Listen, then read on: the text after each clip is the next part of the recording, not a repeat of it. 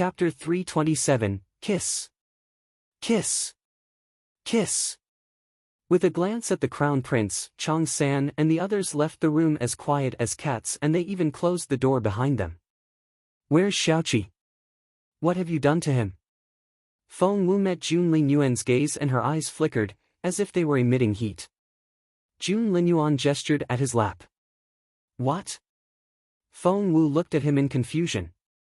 Jun Linyuan darted her a lofty look. Get up here yourself. Feng Wu. She stared at Jun Linyuan in astonishment, looking like a bristling bird. She bit her lower lip so hard that it almost bled. Feng Wu clenched her fists in rage. Jun Linyuan. This is ridiculous. The teenage crown prince felt like a different person from what she knew before.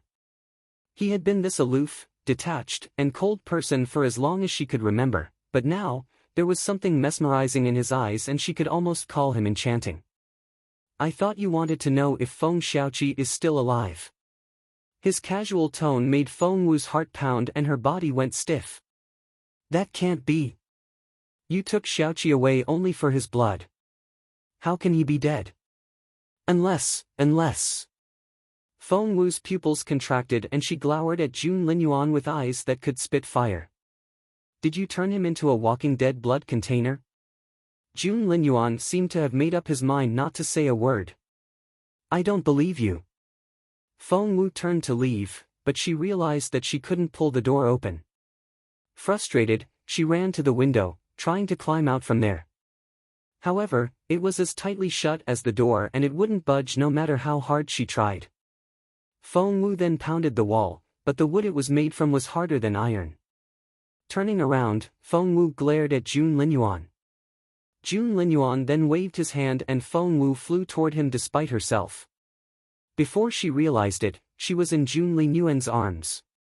Jun Linyuan chuckled and his eyes twinkled. His face was so close to hers. Feng Wu raised a hand, trying to slap him. However, his strong hand caught hers before she could touch him. Infuriated, Feng Wu drew out a dagger with her free right hand and stabbed at Jun Linyuan's heart. Thud! The dagger fell to the floor and both of Feng Wu's arms were pinned behind her back. He was very close. She could smell his minty breath on her face. The teenage girl had a soft tempting body and her pink lips looked as sweet as honey. He was tempted to taste them. Kiss. Kiss. Kiss. Little Phoenix had been following the proceedings this whole time and it was going through a tumult of emotions. Right now, it flapped its wings and shook in excitement. Kiss him and the abnormal flame would be complete. It would be able to get out. Where's Xiaoqi? Feng Wu looked at Jun Linyuan coldly. The crown prince smiled a little. I would have told you if you had sat on my lap willingly just then. Jun Linyuan had never been a fan of restraining himself. He always followed his heart. On his way back to the imperial capital, he had made a mental note: if he still couldn't stop thinking about her after a month, he would never let her go. Today was the last day of that 1-month period and he couldn't wait to see Feng Wu. He always did what he wanted. Feng Wu was practically fuming. What happened to that proud, unattainable crown prince? This person in front of her here was acting like the biggest jerk. Chapter 328, The Difficult Woman. What do you want? Feng Wu clenched her fists and bit her lip. Jun Linyuan's husky voice had a mesmerizing quality to it. Kiss me and I'll tell you. You wish. Feng Wu said between gritted teeth. The guy didn't even like her and he was doing this just to humiliate her. How abominable. However, Jun Linyuan's mouth was on hers before she could react. Blood rushed into Feng Wu's head, her back stiffened, and her head went blank. She felt as if fire was burning through her body. As soon as their lips touched, Feng Wu bit his lower lip. Blood oozed out. And the taste filled their mouths. Feng Wu was stunned. She had just bitten Jun Linyuan. Would he kill her now? Feng Wu had once seen with her own eyes a magical bird peck Jun Linyuan's finger. The next second, the bird had been squeezed to a pulp, she had only been 5 years old then. Therefore, she had always remembered Jun Linyuan as this bloodthirsty, savage man. Feng Wu looked up and glared at Jun Linyuan involuntarily, her eyes as alert as a lone wolf's. As expected, she saw surprise in Jun Linyuan's eyes. Jun Linyuan was indeed baffled. Wasn't this girl supposed to be hopelessly in love with him? Since she wouldn't come to him, he had taken the initiative instead, but it seemed that she had gotten used to turning him down. Playing hard to get? Jun Linyuan snickered and pinned Feng Wu's arms behind her back again. He said with a smirk, "Are you having fun?" Feng Wu almost fainted from anger. What was he talking about? Why did Jun Linyuan and Feng Sun believe in the same thing, that she was head over heels in love with the crown prince? Feng Wu almost broke into tears, but she fought them back stubbornly. The slim teenage girl had skin fairer than snow. Her long eyelashes were damp, but she wouldn't let any tears fall. Feng Wu had a beautiful mother, who was indisputably the most beautiful lady in the entire Junwu Empire. A look of pity flickered in Jun Linyuan's brooding eyes, something he didn't even realize himself. He then caressed Feng Wu's smooth cheek with his calloused fingertips. His fingers seemed to set her on fire wherever they touched. Feng Wu trembled inside out. Her eyes had gone red from crying, but she kept her gaze on him stubbornly. The 13-year-old girl reminded him of a young lion. Jun Linyuan sympathized with her as well as felt amused. He chuckled. "You can't stand the least bit injustice, can you?" Feng Wu gritted her teeth. "I just find it strange, and there's something I need to ask you." "Shoot." Feng Wu smirked. "Jun Linyuan, didn't you say yourself that I should mind my status and stay away from you? Why did you seek me out, and why are you acting all flirty? This is not like you at all. What exactly do you want?" She believed that one should know their enemy as well as they knew themselves. "You want to know? Tell me." Feng Wu scowled. Jun Linyuan looked very arrogant as he said in a conceited tone, "Because you like me so much, I thought I would play nice and give you this chance, but you bit me. Tsk, tisk." Feng Wu was going to tell him to go to hell with his chance when Jun Linyuan held her puffed cheeks between his hands and stressed each word. "You difficult woman. This is a great honor I'm offering you here." Chapter 329, Bao Er's Cat. Feng Wu thought she was going to have a stroke. "I don't need it. Too late. I was never in love with you. Keep lying and you'll never see Feng Xiaoqi again." "Feng Wu. I'm a medicine refiner." Feng Wu looked at Jun Linyuan earnestly, her eyes sparkling. "I can help you with Bao Er's illness, but you have to give me back my brother." "No. Jun Linyuan. You have Bao Er already. Why won't you leave me alone? You should be loyal to her. You're betraying her love." Feng Wu clenched her fists in anger.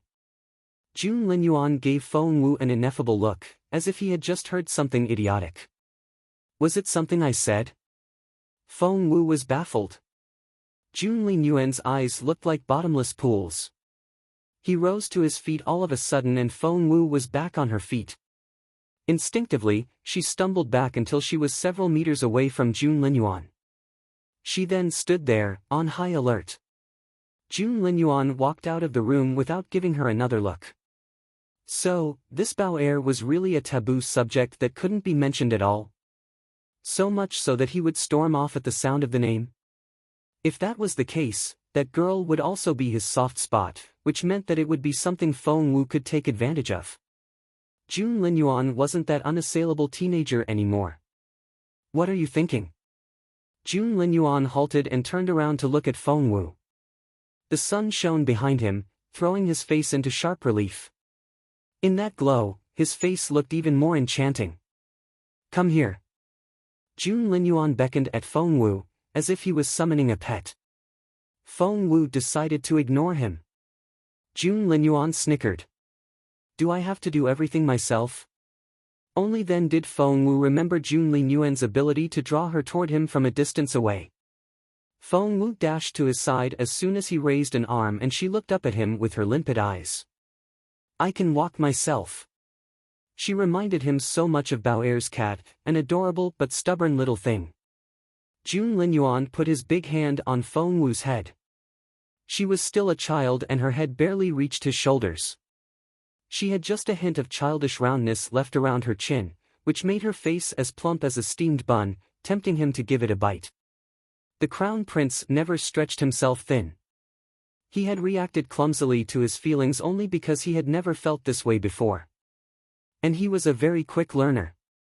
Taking Feng Wu's delicate chin between his fingers, he bent down and aimed his mouth at her plump cheek. Feng Wu was furious. What was wrong with this man? Was she some kind of food now? Not only did he kiss her, he had to suck her cheek as if he was eating some succulent thing. Feng Wu stomped down on Jun Linyuan's foot. She was wearing lambskin boots that day with solid heels and she spared no effort. However, Jun Linyuan wasn't that easily defeated. With a flip of his foot, he tripped Feng Wu and the girl fell toward him. The crown prince gave her a mesmerizing smile. Despite what you say, your body is very honest. Feng Wu almost choked on her own spit. The next thing she knew, Jun Linyuan had thrown her over his shoulder and marched out of the room. Put me down. Put me down. Jun Linyuan carried Feng Wu over one shoulder and her head hung down behind his back. He steadied her by putting a hand on her buttocks as he walked down the stairs. Outside the door, 10 guards stood there waiting in a line. Chang San, the captain, was dumbfounded when he saw the crown prince carry Miss Wu out that way. Chapter 330, Finally, a girl for His Royal Highness. Their crown prince was known to be a neat freak, had no interest in girls, and was lofty, intimidating, and not approachable at all. However, he had a girl over his shoulder now. And that girl didn't seem to want to be there. She was flailing both arms as if she was drowning while yelling, "Let go of me." Chang San thought that he was hallucinating. He rubbed his eyes, but nothing changed. Grabbing one of his men, he pinched the guy on the arm. "SSS. Captain, that hurts." The guy almost broke into tears. "So, I'm not dreaming." Oh God, Chang San came back to himself and followed his master in a hurry. Feng Wu's eyes were bloodshot red from her rage. What the hell was this guy doing? If the others saw her like this, it would be the end of her. Your Royal Highness, when they reached the 7th floor, the customers inside had just come out after their meal and spotted Jun Linyuan. That voice. Feng Wu stiffened. It was none other than Feng Yanfeng, her uncle.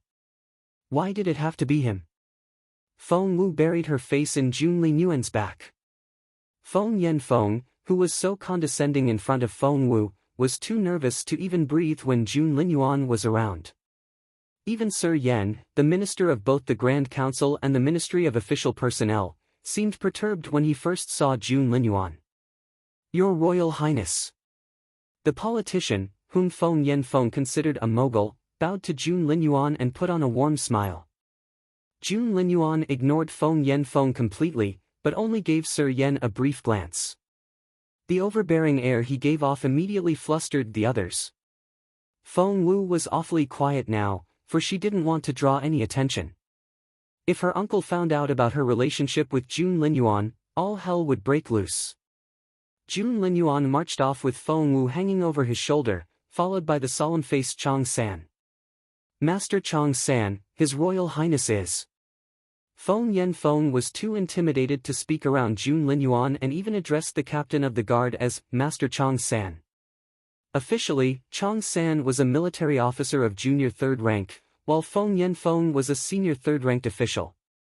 Feng Yanfeng was slightly senior in terms of their ranking and he didn't have to address the captain with that respectful term.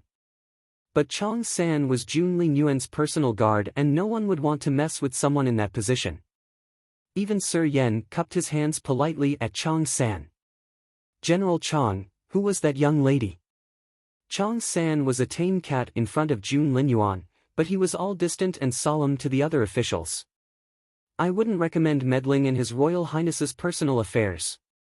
I think my lords know what His Royal Highness is like.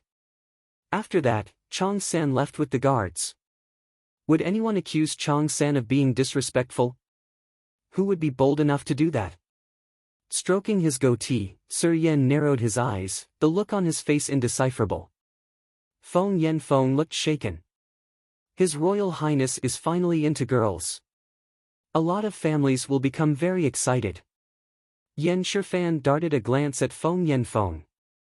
Why, Master Feng, are you jealous? Of course not. You flatter me, Feng waved his hands, looking flustered.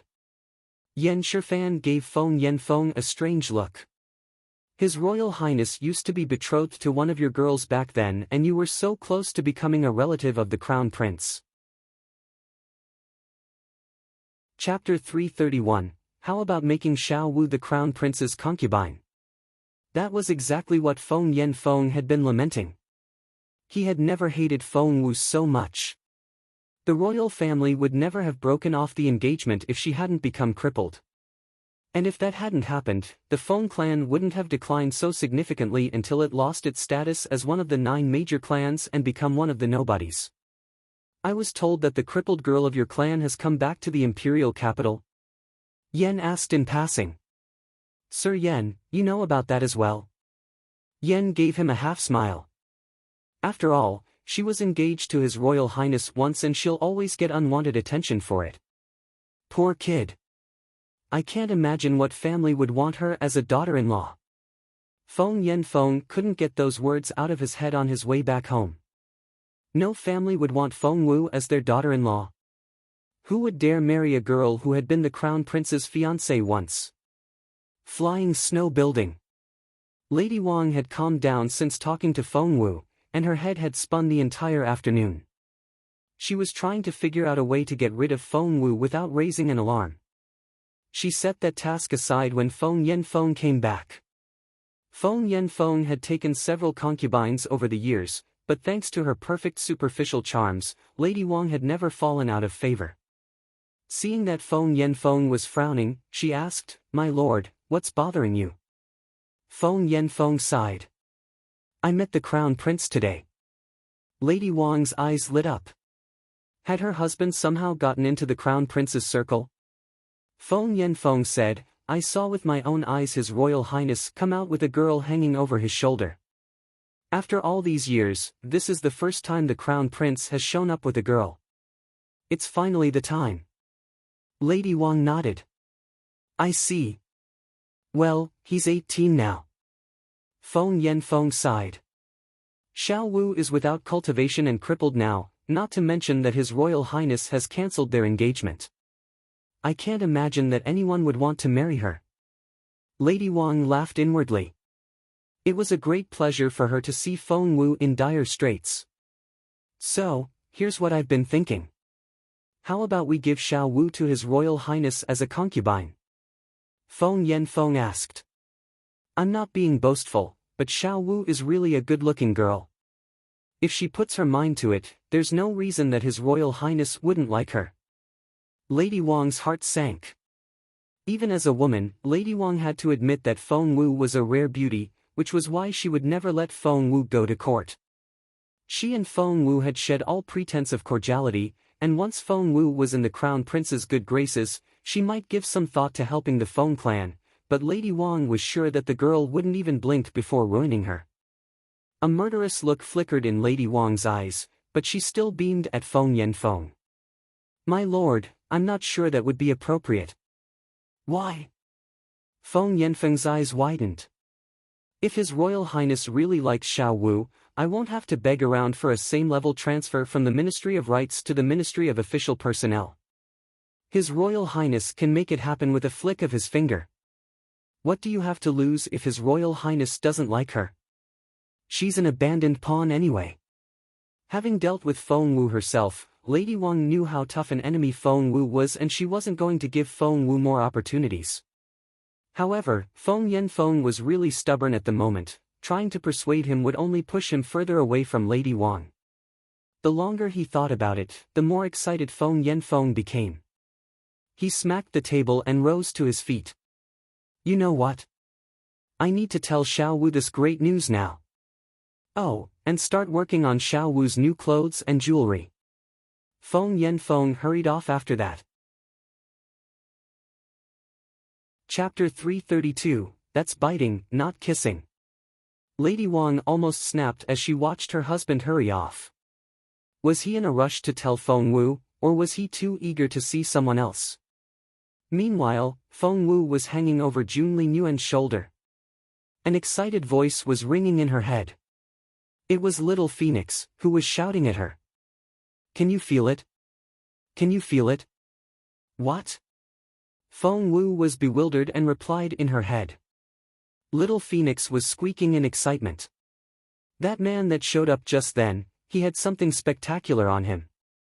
So? Feng Wu wasn't very interested. It was one of the key pieces to waking up your master. Do you want to save him or not? What? Feng Wu almost jumped to her feet. Yes. Yes, I do. Feng Wu got carried away and cried out loudly. By now, Jun Linyuan had stuffed Feng Wu into the carriage and was bending down toward her when Feng Wu cried out, I do. Jun Linyuan smirked and caressed Feng Wu's smooth cheek with his calloused fingertips, his voice husky. You do? Feng Wu was startled by Jun Linyuan's hot breath on her cheeks. When she came back to herself, she realized that Jun Linyuan was way too close. His face was right in front of hers, to the point that she could accidentally kiss him. Kiss! Now! Little Phoenix squeaked. It would be shoving on the back of Feng Wu's head if it was outside now. However, Feng Wu pushed Jun Linyuan away and dashed diagonally to the corner on the other side of the carriage. It was as far away as she could get inside this carriage. Little Phoenix felt like crying. Gosh! It's not like you haven't kissed him before. You've done it 3 times already. What difference will it make to do it again? Little Phoenix cried out. Kiss him and I can get out of here. I'll be able to protect you and fly you around. Just kiss him. I'm begging you. Feng Wu pursed her lips and shook her head repeatedly. He kissed me just then in Beyond World. Why are you still not out? Jeez. You call that a kiss? You were biting him. Your tongue has to touch his to lure that abnormal flame to your side when his guard is down. Pull yourself together. Feng Wu wanted to cry. She didn't want to pull anything. Jun Linyuan raised his thick, straight eyebrows and stared at Feng Wu with his brooding eyes. He then smiled and beckoned at Feng Wu with a finger. Get over here. No. Feng Wu held onto the wall of the carriage and refused adamantly. I'll go to you, then. Jun Linyuan rose to his feet. Seeing this, Feng Wu turned around and tried to jump out of the carriage. However, she didn't stand a chance when Jun Linyuan was around. No one knew what happened, but before Feng Wu realized it, she was lying flat on her back. The next second, Jun Linyuan fell on top of her. Feng Wu grunted and grabbed onto Jun Linyuan's arms involuntarily. His impeccable face was right in front of her. His straight eyebrows were full and dark. His eyelashes were dense and curly. His bright eyes were mesmerizing, and right now, they were staring at her, which reminded her of a cheetah looking at its prey. Feng Wu's stomach lurched. Little Phoenix had lost hope already. It was venting its grudges inwardly about how cowardly its master was, when the Crown Prince took the initiative and pinned Feng Wu down. Kiss! Kiss! Kiss! Little Phoenix hooted like a cheerleader. You tripped me on purpose. Jun Linyuan blamed his victim first. Feng Wu blinked. How she missed that old Jun Linyuan, who was aloof, detached, and treated her as if she didn't exist. Chapter 333, Feng Wu, You Wild Thing.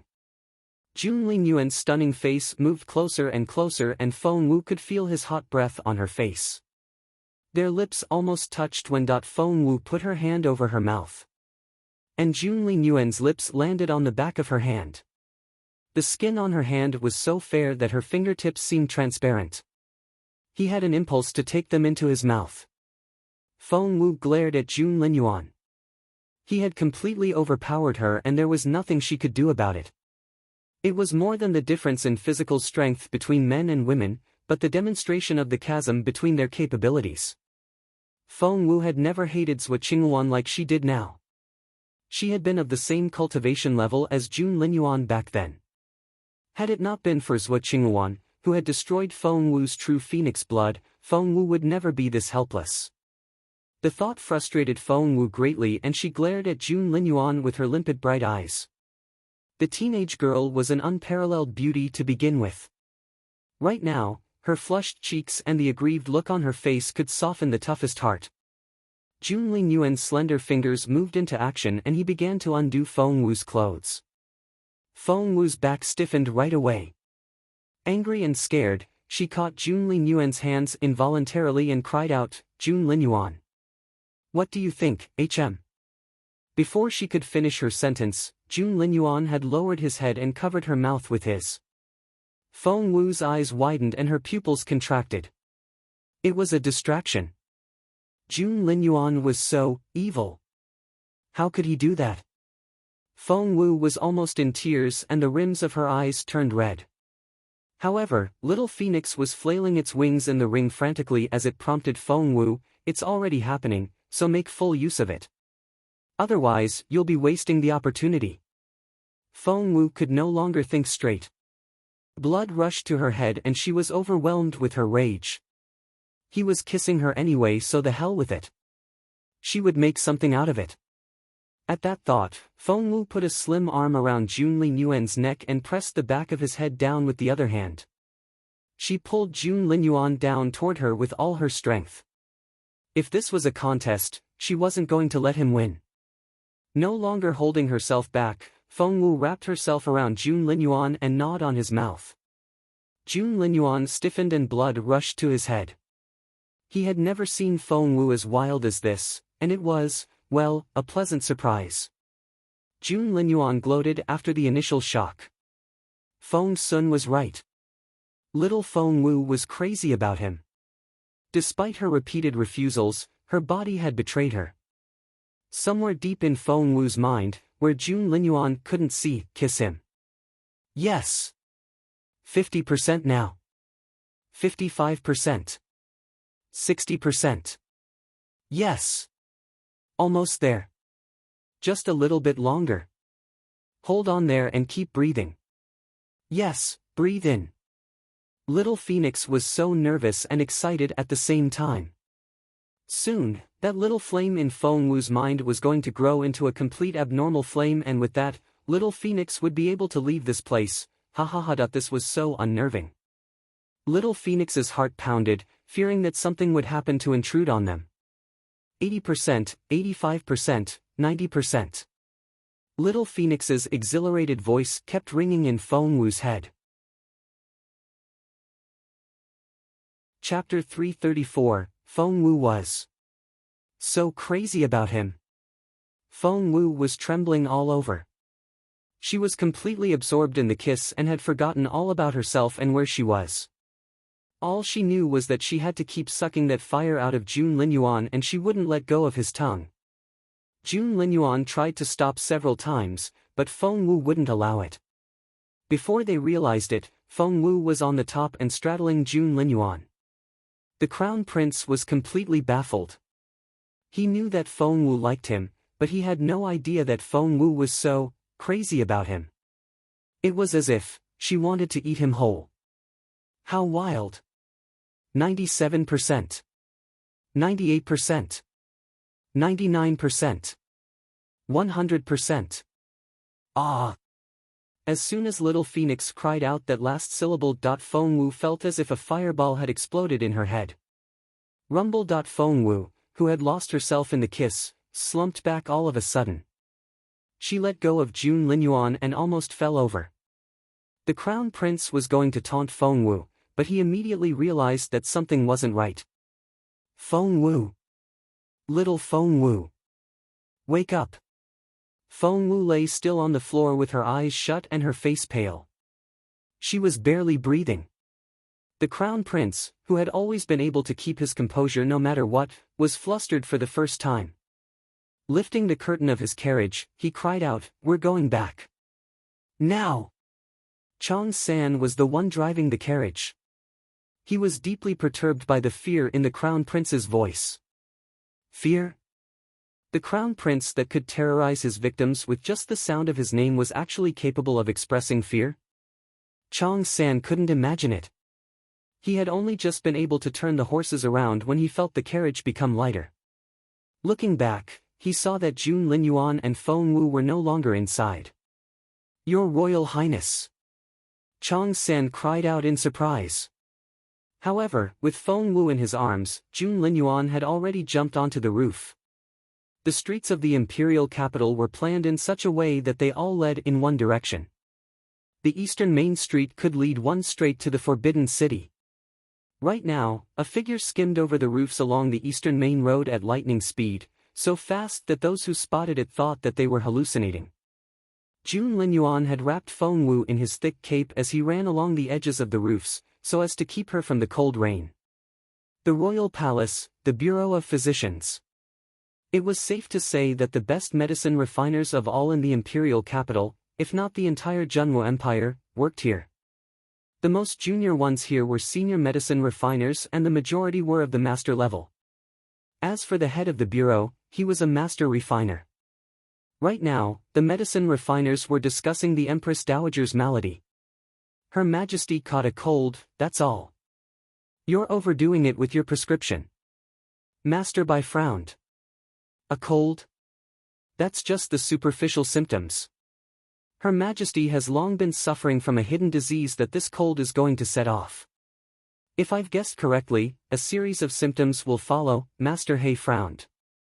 The heated discussion continued when, bang! Someone kicked the door hard. The bureau was a well-equipped institute, but the thick door plate came off at that kick. Who is that? How dare you act wildly in this place? Do you have a death wish? However, they saw the Crown Prince when they turned to look. He stood there like a fiend, giving off a bone-chilling air. WTF? Everyone blanched, especially Masters Bai and He, who had scolded the intruder. Both fell to their knees. Chapter 335, Jun Linyuan the Bully. Your Royal Highness. Fear of Jun Linyuan had never stemmed from his prestigious status, but his unfathomable capability, his intimidating demeanor, and his unpredictable temper. Bathed in light from behind, Jun Linyuan looked stunning. He stood there towering over the others in his luxurious cape. In his arms, Feng Wu looked as tiny as a child. Master Chu. Jun Linyuan called out in an authoritative tone and scanned the room with his piercing eyes. The look on his face was resolute and emotionless. Right now, no one could tell how frightened he actually was, for they were all too scared to even look up at him. Master Bai smiled bitterly. They would rather treat the emperor himself than the terrifying crown prince. However, as the most senior medicine refiner in the room, Master Bai had no choice but to force himself to step out. Your Royal Highness, to what do we owe this pleasure? Get me Chu Bai. You can all start looking for new jobs if he's not here in 15 minutes. It was very rare for the reticent Jun Linyuan to say that much in one sentence. However, to the others, the words were like bullets hitting their chests. Master Bai and the others grimaced. Medicine refiners were supposed to enjoy a higher status than cultivators. However, even Master Chu, their head, had to bend to the Crown Prince's will. Of course.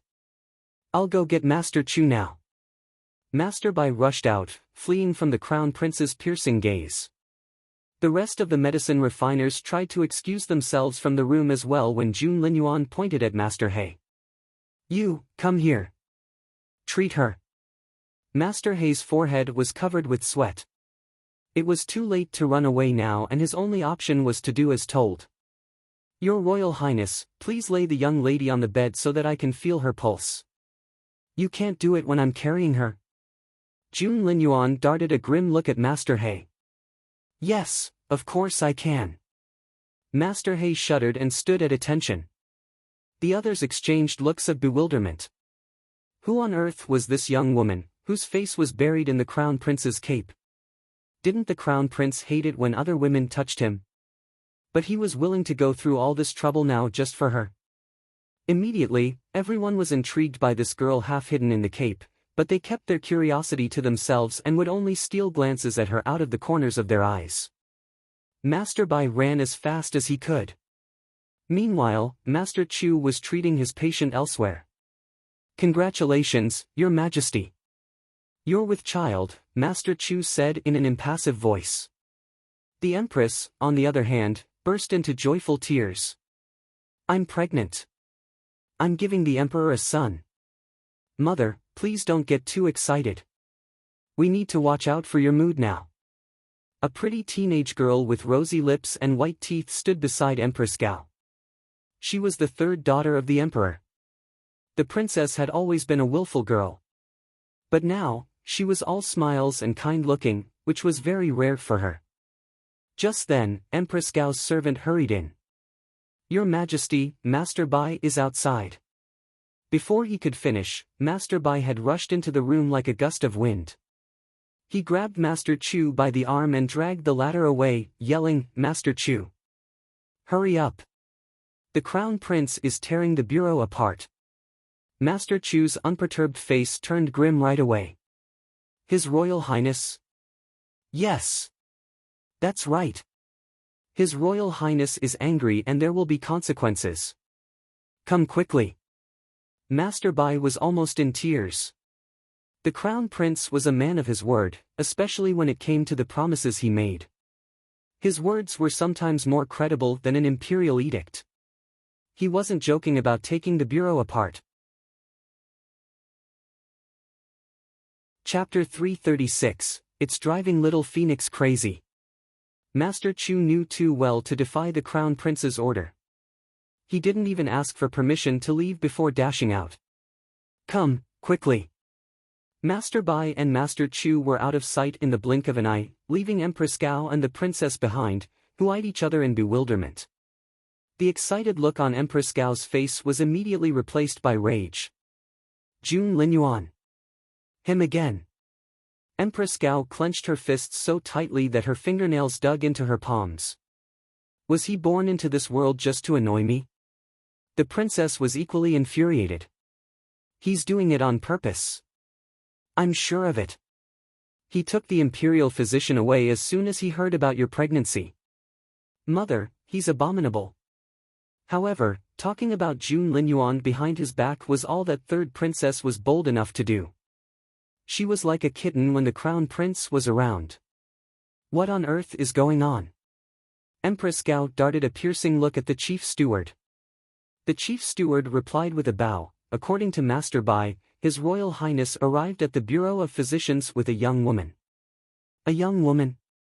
The princess's pupils contracted and she rose to her feet. I'll go have a look. Master Chu ran as fast as he could and was finally able to reach the bureau within the time limit. Your Royal Highness. He was still panting when Jun Linyuan glanced at him with his emotionless eyes. Need some rest? No, of course not. 1 minute. I'll be right there. Master Chu wouldn't act so timidly even around the Emperor himself. However, one cold look from Jun Linyuan and he felt frozen to the core. How could anyone say no to this teenager? After taking a deep breath to calm himself down, Master Chu felt Feng Wu's pulse.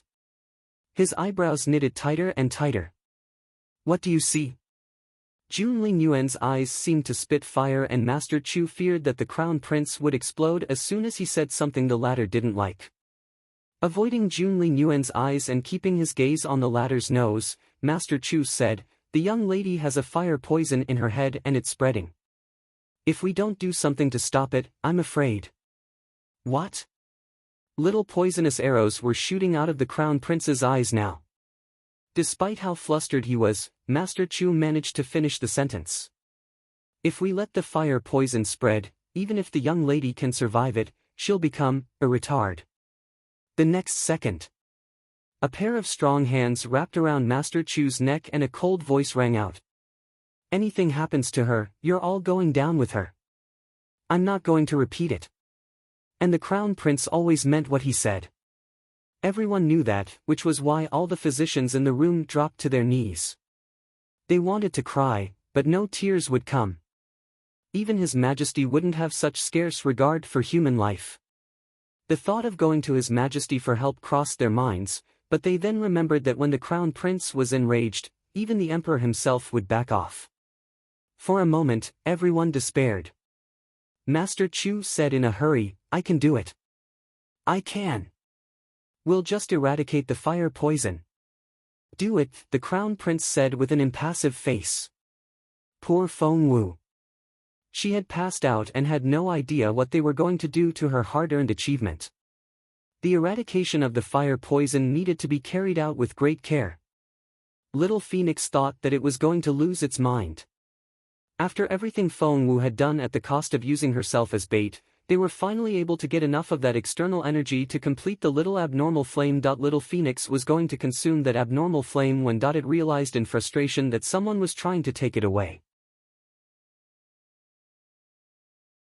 Chapter 337, Why is life so hard? Taking the flame away? Not in a million years. Little Phoenix turned the abnormal flame into the shape of a rope and wrapped it around itself. It held tightly onto the rope and wouldn't let go no matter what. Master Chu's forehead was covered with sweat. His face went pale and he had a bitter taste in his mouth. Jun Linyuan stared at him grimly. Can you do it or not? Master Chu was almost in tears and he said in a trembling voice, Your Royal Highness, there's something strange about the fire poison. It seems to have taken root and I can't get it out. He was able to loosen it a little at first, but soon, it was like having a tug of war. He couldn't pull it out no matter how hard he tried. After asking Master Chu exactly what he had to do to remove the poison, Jun Linyuan put a palm on Feng Wu's forehead. No one had any idea how he did it, but when he lifted his hand away from her forehead, there was a string of golden flame between his index and middle fingers. Master Chu waved his fists in excitement. Yes! Yes, that's it! That's the fire poison. Meanwhile, Little Phoenix was almost in tears. It had no idea what was happening, but it couldn't stop spinning as the rope of flame was drawn away. It felt like an unraveled sweater. The spinning made the bird nauseated, but there was nothing it could do. That formidable power took control of the flame and it went on spinning. What a frightening teenager. How terrifying his power was. He was able to penetrate Feng Wu's mind and take control of the flame. Little Phoenix wasn't Jun Linyuan's match at all and the flame disappeared completely in a matter of seconds. My abnormal flame. Little Phoenix was really in tears now. It had no idea why life was so hard. It was supposed to have that first abnormal flame after the volcano erupted, but Feng Tutu and Jun Rex ended up taking it. Then, it had managed to gather enough pieces to put together this abnormal flame, but somehow, it was sabotaged again. Thud! Little Phoenix passed out from all the grievances. Jun Linyuan looked surprised when he took the fire poison out. Wasn't that flame his own fire energy? How come it was in Feng Wu's head? He didn't think much of it, but only kneaded the string into a ball. The fire poison is eradicated and the young lady should wake up in 2 hours. Master Chu wiped the sweat off his forehead and heaved a sigh of relief. He felt as if he had just narrowly escaped death. Jun Linyuan darted one last look at him before turning to leave, carrying Feng Wu in his arms. Master Chu and the others were all so relieved to see him leave. However, right at that moment. Brother! A sweet voice rang out and third princess walked into the room. Smiling brightly, she kept her gaze on Feng Wu. Brother, why are you here in the Bureau of Physicians? Who is this young lady? Do I know her? Why? Jun Linyuan didn't even look at her. Still holding Feng Wu, he walked out of the bureau and disappeared out of sight in no time. The princess, the most favored daughter of the emperor, had been completely ignored. That was Jun Linyuan's most honest response. The princess's face turned livid and she felt utterly humiliated. What are you all looking at? Infuriated, the princess vented on the physicians of the bureau. They were lambs around June Linyuan, but the princess was a different story. Especially Master Chu, who needed to vent his anger somewhere, and the princess seemed the perfect target. Chapter 338, How can he do that? Master Chu smirked. Very impressive, Your Royal Highness. I see that ma'am won't need our assistance from now on. Master Chu spoke in a taunting voice.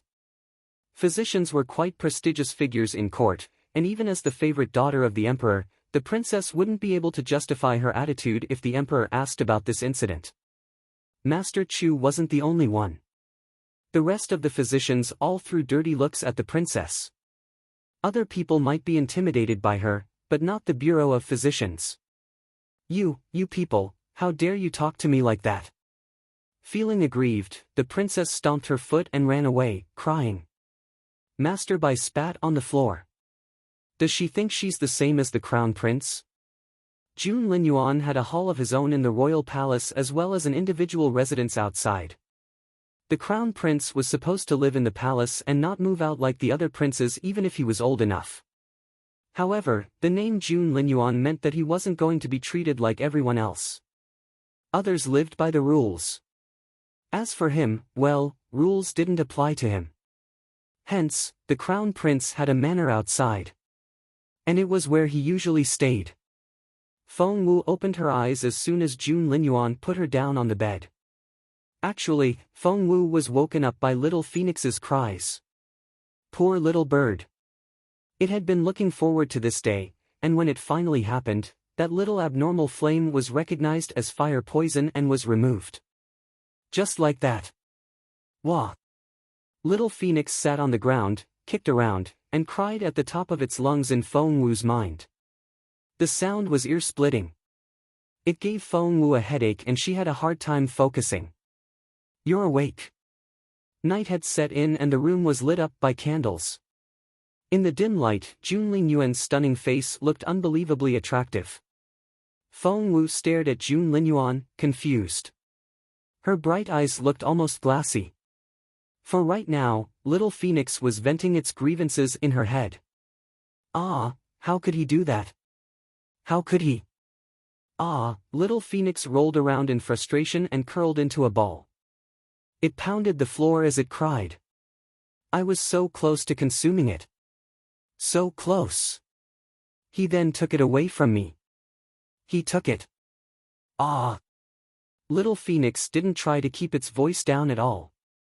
To Feng Wu, it was as loud as rumbling thunder. What? Feng Wu was genuinely baffled after she learned what had happened. They had removed it. After everything she had done, she had kissed June Linyuan for it, for Christ's sake, they had removed that abnormal flame from her mind. Feng Wu was wide awake and she bolted upright. Thud! June Linyuan was bending over when Feng Wu sat up and her smooth forehead smashed into June Linyuan's nose. Anyone else would have covered their nose and cried out in pain. However, June Linyuan acted as if nothing happened. Feng Wu, on the other hand, was disoriented from the impact and she could see stars. Seeing that Feng Wu was going to fall out of bed, June Linyuan steadied her. Feng Wu grabbed June Linyuan's hands and glared at him. June Linyuan. Why did you have to do that? June Linyuan had zero idea what she was talking about. He stared at Feng Wu with unblinking eyes. Chapter 339, What did I do? Feng Wu glared at June Linyuan. Why did you do that to me? Do you know how much it cost me? And you just took it away like that. June Linyuan was anything but good-natured. Growing up, no one had ever dared snap at him. In other words, he had never been wronged. He didn't know what that felt like. The crown prince narrowed his eyes and stared at Feng Wu. Feng Wu was even more exasperated by his silence. Speak. Why did you do it? Why me? Are you so proud of yourself for playing me like this? Are you happy now? Satisfied? Jun Linyuan had lived an indulgent life growing up. For as long as he could remember, even his own father, the Emperor, had never made him do anything against his will. He kept his brooding gaze on Feng Wu and said in a husky, warning voice, "Feng Wu, you're pushing it." Feng Wu broke into angry laughter. "Me? Pushing it? After everything you've done to me, I'm pushing it? Jun Linyuan, you're unbelievable. Do you think everyone has to obey everything you say and you can do whatever you like to everyone else?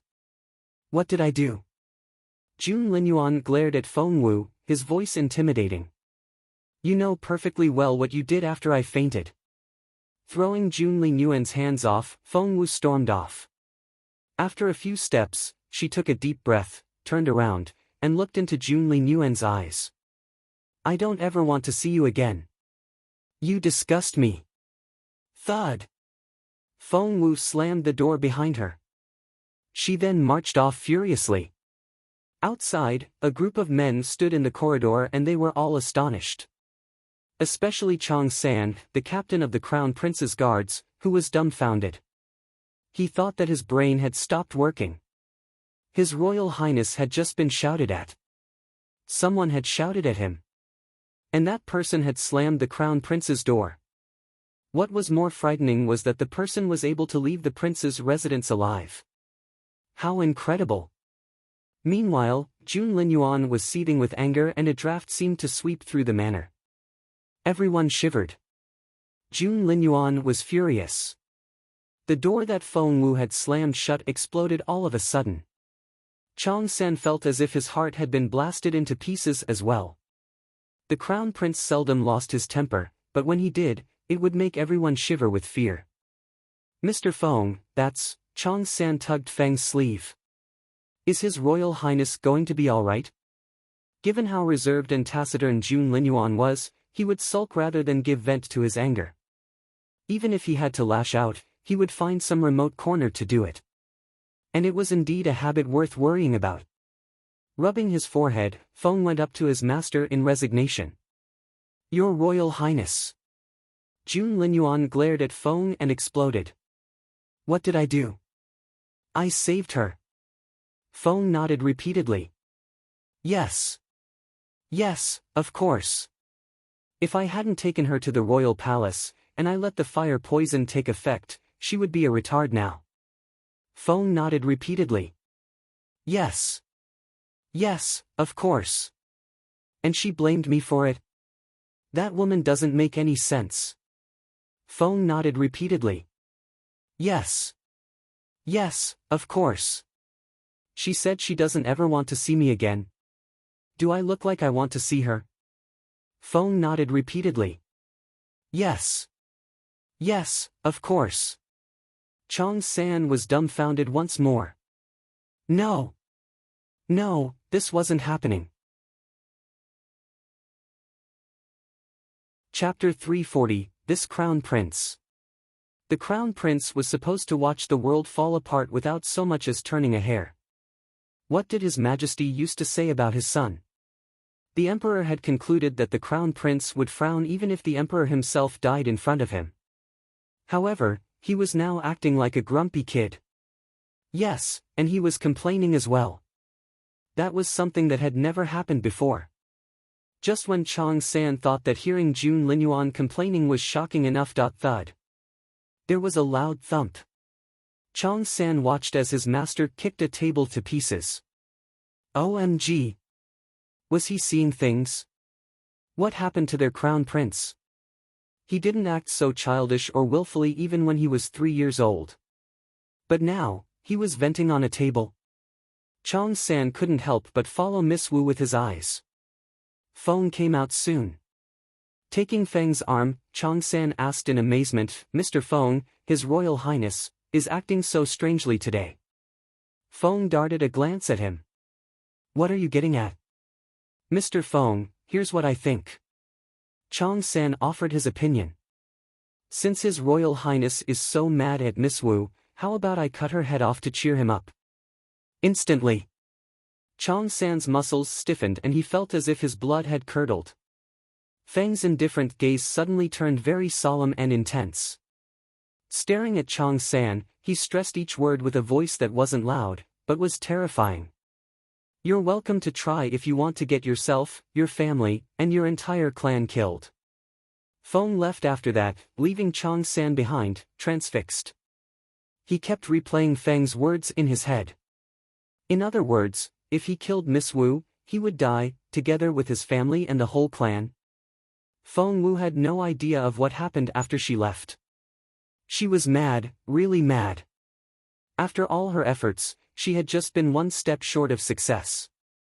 Jun Linyuan had robbed her of the abnormal flame she had painstakingly gathered and had given her that attitude of, "I'm doing it for your own good." It couldn't be any more frustrating. Feng Wu was so furious that she still looked pissed when she jumped over the wall into her own yard. Granny Xiao was startled by the look on Feng Wu's face. "Miss, you heard as well." "What?" Feng Wu was bewildered. "Where's Mum?" Granny Xiao looked upset. "She's been crying since she heard the news and I was finally able to put her to sleep after she got exhausted." Feng Wu's heart sank. Something had happened. What's wrong? Did someone come this afternoon? Was it Lady Wang? Feng Wu drew out a chair and let Granny Xiao sit down. With a grim face, Granny Xiao told her about Feng Yanfeng's visit. "Your uncle said that we need to get you prepared. He'll find a chance to get you close to the crown prince so that you can offer yourself to him as a concubine." Feng Wu shook with anger. "How dare he? Miss Wu, where are you going?" Granny Xiao feared that Feng Wu would get told off if she went to Feng Yanfeng to argue with him. Feng Wu took a deep breath. "I'm going to take a walk." She wasn't going to shout at Feng Yanfeng, for she knew her sycophantic uncle too well. To him, his personal gain was more important than anything else. What she needed to figure out now was whether Feng Yanfeng had come up with this on his own or whether Jun Linyuan was behind it. Chapter 341, The Unaware Prey. Feng Wu smacked herself on the forehead as soon as she walked out. Xiaoqi. She had forgotten all about Xiaoqi. It had been 2 months since Jun Linyuan took him away and she wondered how he was doing now. Angry and ashamed, Feng Wu turned in the direction of the Crown Prince's residence. She had just jumped onto a wall, when she saw a carriage coming her way. She quickly made her way up a leafy Chinese parasol tree and took cover in the branches. It was well after dark, so no one would be able to make her out that way. The carriage stopped under the tree Feng Wu was hiding in and 2 slim figures came out. Under the dim moonlight, Feng Wu recognized them. Feng Lu and Yan Yan. Since when were they so close? They were holding hands when they came out and both were smiling. The friendly atmosphere between the two gave Feng Wu the creeps. Hearing their conversation, Feng Wu frowned. Feng Lu smiled brightly. "So, deal?" Yan Yan reached out to her with a finger. "Pinky swear." They exchanged looks and smiled wickedly at each other, as if they had reached some secret deal. Feng Lu said, "I'll leave you here. You better go back before Feng Wu finds out you're here." She then gestured toward the yard. The first courtyard in that direction is Fallen Star Yard, where Feng Wu and her family now live. Yan Yan's smile widened. Fallen Star Yard? That's quite fitting. Was it made specifically for Feng Wu? Feng Lu grinned. A star falling to the dirt. That's very suitable and very satisfying. Yan Yan raised her chin. We've come up with this plan right outside her wall. Imagine how frustrated she'll be if she finds out about this later. Both girls laughed wholeheartedly when they imagined how helpless Feng Wu would be when she walked into the trap. "I'm going in, then." Yan Yan waved at Feng Lu. Feng Lu said, "See you tomorrow." After Yan Yan left in her carriage, Feng Lu grinned maliciously in Yan Yan's direction. After that, she darted a contemptuous look in the direction of Fallen Star Yard before jumping over the wall and disappearing into the night. Feng Wu didn't move even after Feng Lu was gone. She was replaying Feng Lu and Yan Yan's conversation in her head. Those two would never have expected Feng Wu to be right over their heads in a leafy tree when they chatted by the wall next to her courtyard. Feng Wu smiled. It seemed that tomorrow would be a very interesting day. She had to be ready for tomorrow, and it seemed that Xiao would have to wait. Feng Wu darted a pitiful look in the direction of Jun Linyuan's residence. That man in the purple robe was a Yen. Little Phoenix couldn't see what was going on outside, but could hear them. Hence, it had also heard Feng Lu and Yen Yan's plan. Feng Wu said grumpily, "So what? He has the thing you need. I'm telling you." Little Phoenix insisted. "You have to reach the spiritual grandmaster stage. Right now, Zhua Qingluan can finish you off with a flip of her hand. I've heard so many people speaking despicably about you, and as your mount, I'm so ashamed." Chapter 342, Malicious Intentions. Although you're not a spiritual grandmaster yet, I can tell you something in advance. Little Phoenix said in excitement. "Get in here. Quickly." Feng Wu had been intrigued this whole time about the method for waking up her master. Hence, she turned into her spiritual form and entered her ring the next moment. The first thing she saw was her beautiful master, who was still lying there with his eyes closed. Her beautiful master's layered robes hung over the edges of the ice bed like white clouds. His exquisite features were breathtaking. On his smooth, glowing forehead, a faint scar marked where the divine blood of the phoenix had been taken out. Little Phoenix said to Feng Wu, "Look at that scar on my master's forehead. Does it look like a star to you?" After taking a closer look, Feng Wu saw that the scar was indeed star-shaped. "Do you want to bring him back?" Little Phoenix asked. "Of course." Feng Wu clenched her fists. It was her ultimate fixation. "Good," Little Phoenix said. "All you have to do is gather all 5 broken pieces of the star and insert them in that scar. That way, my master can wake up." Feng Wu's eyes sparkled. "That's all. That's all." Little Phoenix rolled its eyes at Feng Wu. "Do you have any idea who the owners of those 5 pieces are? You make it sound so easy. It's harder than collecting real stars." Feng Wu was used to Little Phoenix's sarcasm already, and she only prompted, "Who?" Little Phoenix said proudly, "You don't need to know the others. You won't be able to get them now anyway. It'll only get you killed quicker. I'm making progress, you know." Feng Wu protested. Little Phoenix snorted. "Become a spiritual grandmaster first, then we'll talk." Feng Wu was speechless. She wished that she could get to the spiritual grandmaster stage more than anything else, but she had hit a bottleneck, which was so frustrating. Little Phoenix knew that it was making an impossible request as well. Feng Wu was already doing a great job by rising to a level 9 spiritual master from scratch in an unprecedented few months. No one on the entire continent had ever been able to do this. Feng Wu went back to their previous topic. "Fine, don't tell me the rest, but what about the first piece? Are you suggesting that?" "Yes." Little Phoenix sounded thrilled. "That first piece of the star is on that man in a purple robe, that Sir Yen your uncle was fawning over." Feng Wu nodded. "That's Yen Shifan, a minister on the Grand Council as well as the Ministry of Official Personnel." "That's him." Little Phoenix grabbed Feng Wu's sleeve, the look in its eyes fervent. "You have to get that first piece, and you better be quick about it." "Quick?" Little Phoenix nodded. The broken star pieces can thoroughly remold and change a person's body, improving their physical strength. How long do you think that Sir Yen will wait before he uses it on himself? Once he does that, your beautiful master will never wake up." Feng Wu clenched her fists. It was late, but instead of going back home, Feng Wu headed for the Yen Manor. No one but herself knew what she did there. The next day, Feng Wu heard familiar footsteps as soon as she woke up. It was Granny Gui. Granny Gui had been holding a grudge against Fallen Star Yard since the last time, but... Chapter 343, Your uncle cares about you. But she had to force a smile. Is Miss Wu at home? Lady Wang is asking for her. Granny Xiao asked what it was about and Granny Gui said, Sir Yan's mother is celebrating her 80th birthday today and the ladies of all the major families are going to attend the banquet. Since Miss Wu is back, she can't hide in Fallen Star Yard forever, can she? Granny Xiao snapped, You.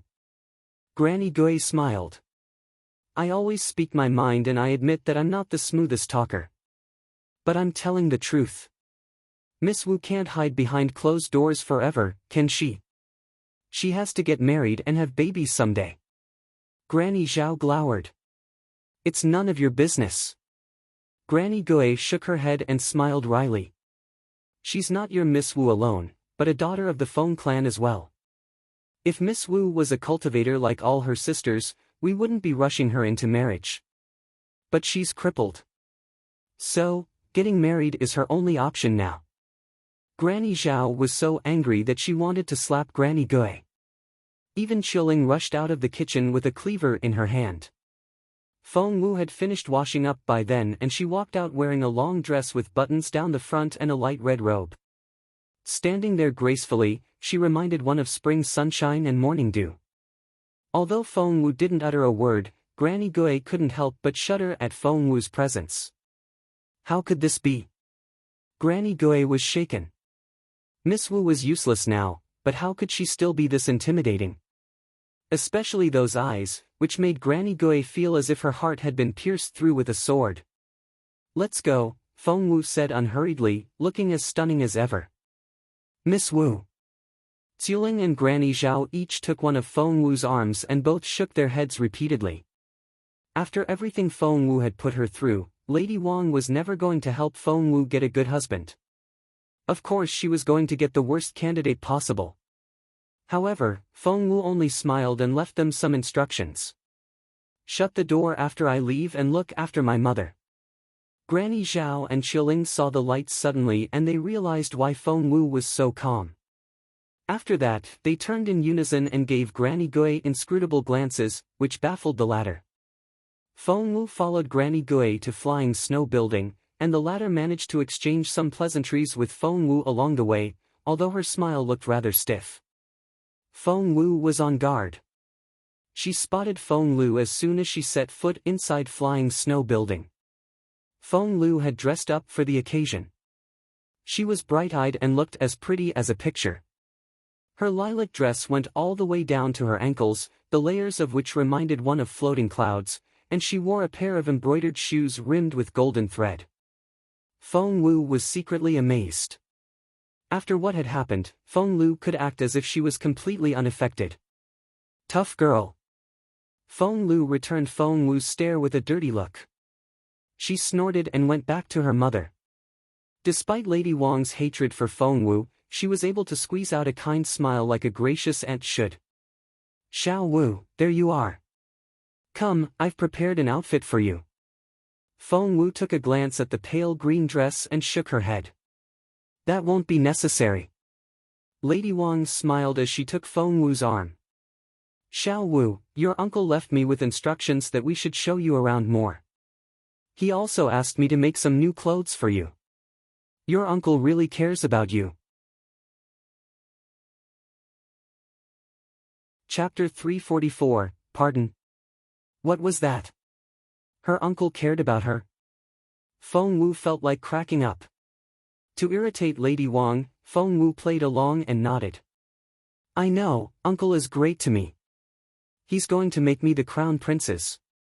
Feng Wu knew that those words would make Lady Wang try her best to stop her uncle from doing that. She knew it. Lady Wang's face stiffened right away and the smile disappeared. However, it only took her a second to pull herself together. As always, Feng Lu was the one unable to control herself. Feng Wu. You're shameless. Offering yourself to the crown prince? Who the hell do you think you are? His Royal Highness will never agree. You're bold as brass. Feng Lu. Lady Wang scolded her and gave her a warning look. Only then did Feng Lu realize what she had done. How could she have forgotten about her important plan? After today, Feng Wu would be Well, that was if Feng Wu would live to see another day. Feng Lu snickered, darted a contemptuous look at Feng Wu, and turned away. Feng Wu went on with her excellent acting. Looking at Lady Wang, she smiled bitterly. If Xiao Lu really doesn't like it, I won't go to the Yen Manor, then. Lady Wang and Feng Lu exchanged looks and said in unison, you have to go. Feng Wu hesitated. But I have a headache. Lady Wang went up to her in a hurry and helped her sit down. Granny Gui, give Xiao Wu a head massage. And my hands hurt. Feng Wu made another request. I'll rub them for you. Lady Wang was burning with hatred, but she forced herself to smile. And my feet hurt too, Feng Wu said in a pitiful voice. Feng Wu. You're pushing it. Feng Wu didn't put any effort into making her acting convincing, which only agitated the others further. Everyone knew that Feng Wu was pretending, but if she really decided not to go, there was nothing they could do about it. Feng Wu was the key to their plot today, and without her, they would come away empty-handed. Feng Lu. Apologize to your sister. Lady Wang gave Feng Lu a warning look. Feng Lu was furious. However, at the thought of their plan, she had no choice but to clench her fists and say, Sister Wu, I'm sorry. What was that? I didn't catch that. Feng Wu looked bewildered. Miss Wu. I'm sorry. Feng Lu glared at Feng Wu. Pardon? The wind was blowing so hard. I didn't hear you. Forget it. Stay at home. Feng Lu stormed off. Feng Wu frowned at Lady Wang. My feet hurt so bad. Aunt, I don't think I can go today. Sorry for wasting your time. Shaking with anger, Feng Lu turned around and stomped back. She knelt down in front of Feng Wu and took the latter's leg. Where does it hurt? Here. Or here. Feng Lu pressed so hard that anyone would jump up in pain. Ouch. Feng Wu reacted exactly that way. Her leg flexed and she kicked Feng Lu in the face. There was a loud thud, which almost sent Feng Lu flying backward. However, Feng Wu was the one who looked hurt.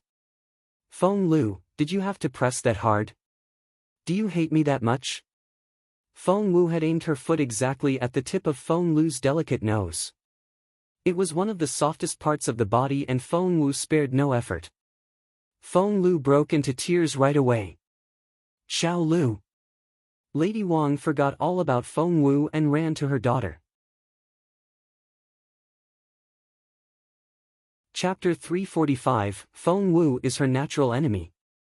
Lady Wang ran up to Feng Lu in a hurry. Xiao Lu, are you alright? Talk to me. Tears rolled down Feng Lu's cheeks as blood gushed out of her nose. Her eyes glinted like a hungry wolf's and she looked like she was ready to tear Feng Wu's throat open. Feng Wu, you be. However, blood rushed into her mouth as soon as Feng Lu opened it, and the taste almost made her puke. Feng Wu looked as innocent as a bunny. Oh God, what happened? Xiao Lu, I didn't mean to, but you squeezed my foot too hard and I flinched before I knew it. Xiao Lu, are you alright? Let me have a look. There's so much blood. Luckily, I'm a doctor. Here, let me help you. After those words, Feng Wu grabbed a handful of ashes from a censer nearby, made her way to Feng Lu's side, and smacked the handful right onto Feng Lu's pretty face. Feng Lu had just opened her mouth to speak and the ashes fell right in. Wretch! Poor Feng Lu. Her face was streaked with tears, blood was gushing out of her nose, and she was repulsed by the ashes. It couldn't be any worse. Lady Wang realized what was going on right away and she glared at Feng Wu. Feng Wu, what are you doing? Feng Wu looked very innocent. I was helping Xiao Lu. She was bleeding so bad. See? Her nosebleed has stopped. Lady Wang then saw that Feng Wu was telling the truth. However, Feng Lu's makeup had all been ruined and she looked a mess. What infuriated Lady Wang even more was that Feng Lu's dress had been specially designed for today's event and it was the key to their plan. My lady, we're running late. Seeing that Lady Wang was going to waste her time arguing with Feng Wu, Granny Gui hurriedly gave her mistress a reminder. Lady Wang closed her eyes and took a deep breath. She wished more than anything that she could rip Feng Wu's face off. However, she had no choice but to force a smile at the latter. Xiao Wu, thank you. Feng Wu said matter-of-factly, you're welcome. We're all trying to help Xiao Lu here. Lady Wang almost choked on her own spit. This Feng Wu was her natural enemy. To calm herself down, Lady Wang turned to Feng Lu with a scowl. Come inside with me and clean yourself up. One couldn't help but wonder what instructions Lady Wang would give Feng Lu as she cleaned her daughter up. However, Feng Wu couldn't care less. She only looked around casually, savoring the view of Lady Wang's room. Servants came in to clean up the mess, while Granny Gui kept her eyes on Feng Wu, fearing that the latter would try some new trick. Feng Wu smiled a little. Lady Wang and Feng Lu were in this scheme against her together, and she was only getting her revenge in advance, while making their plan more difficult. Before long, Feng Lu came out in a pink outfit. It was a lovely dress, but the redness on the tip of her nose made her look like she had been crying, which might not seem that auspicious for a birthday party. Lady Wang frowned. Xiao Lu, how about you stay at home? No. Of course Feng Lu wouldn't agree to that. She was the one who had come up with the plan, and she had made sure that everything was set up just the way she liked it. She couldn't give up now because of this petty incident. She had to see Feng Wu's downfall with her own eyes. My lady, it's about time, Granny Gui reminded her. Lady Wang had her own mission to accomplish at tonight's banquet. Feng Yanfeng was longing for this transfer to the Ministry of Official Personnel, and after some painstaking effort, he had finally been able to make Sir Yan's acquaintance. Hence, for the old lady's birthday dinner party. Chapter 346, Visiting the Yan Manor. Feng Yanfeng had enjoined Lady Wang repeatedly, telling her to fawn over the Yan family as best as she could. Lady Wang smiled. She wouldn't fail her husband. They headed for the Yan Manor in a carriage. Lady Wang and Feng Lu sat on one side and Feng Wu sat on the other. Feng Wu was the fifth daughter in the clan, which meant that she had 4 elder sisters. Bored by the uneventful ride, Feng Wu asked Feng Lu, who sat rigidly upright opposite her, "Where's my third sister? I haven't seen her since I got back." Her eldest and second sisters were Lady Wang's daughters, both of whom had gotten married. Her third sister, on the other hand, was still single. Feng Wu, you should consider yourself lucky that my third sister is absent. Feng Lu smirked. Don't worry. You'll see how capable she is when she gets back from Imperial College. Feng Wu replied with a half-smile, why aren't you in Imperial College yet? That successfully silenced Feng Lu. The cultivation education system in the Junwu Empire consisted of junior, intermediate, and advanced schools. One would only be admitted to the junior school after they became a level 3 spiritual master, and would graduate when they reached level 6. The intermediate school was open to those who had reached level 5, and the students graduated at level 9. Only those who had reached the spiritual grandmaster stage could apply to the advanced school. Feng Lu was a level 6 spiritual master at the moment, which meant that she had just reached the standard for the intermediate school, and was way below the entry level for Imperial College, the advanced school. Feng Lu glared at Feng Wu. At least I'm in the intermediate school. Feng Wu, you're useless and you can't even get into the junior one. No, you're too useless to even get into a nursery school. You're only humiliating yourself by bringing it up. Feng Wu darted a look at Lady Wang. As expected, the lady kept her eyes closed, as if she was sleeping, but in fact, she was giving Feng Lu tacit consent for her words. Feng Wu smiled. I'll be in Imperial College soon. Ha ha ha, Feng Lu laughed, as if she had heard the funniest joke. She laughed until she was in tears. You? Get into Imperial College? You're not even a level 1 spiritual master. Are you going to ignore all college regulations?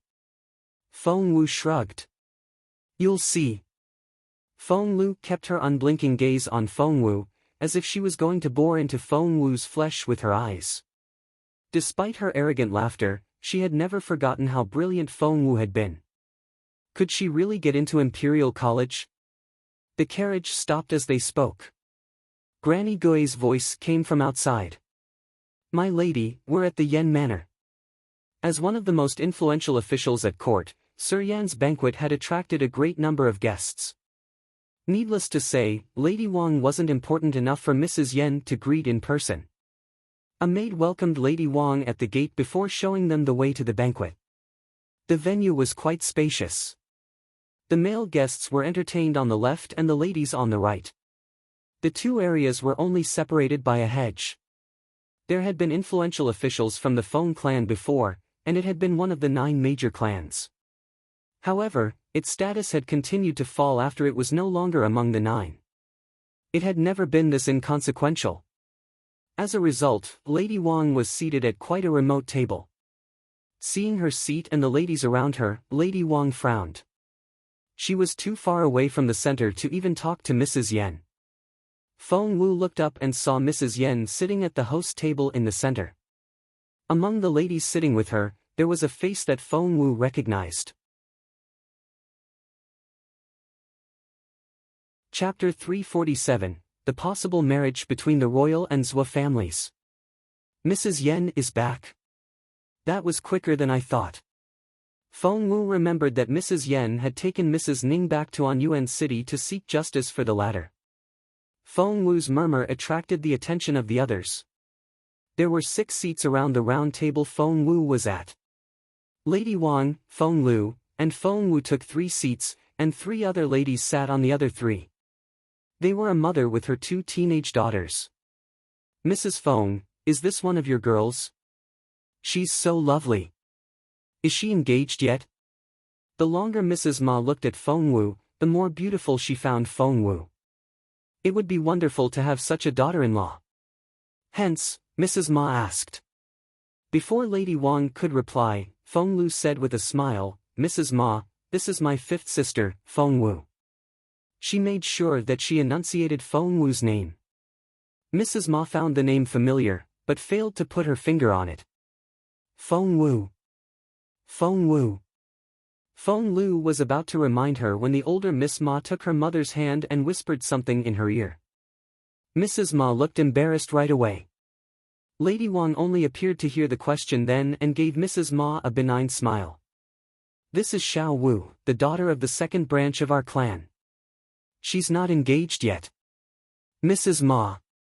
Mrs. Ma's younger daughter said arrogantly, "Mrs. Feng, you've left something out. Miss Wu isn't not engaged. Her engagement was annulled."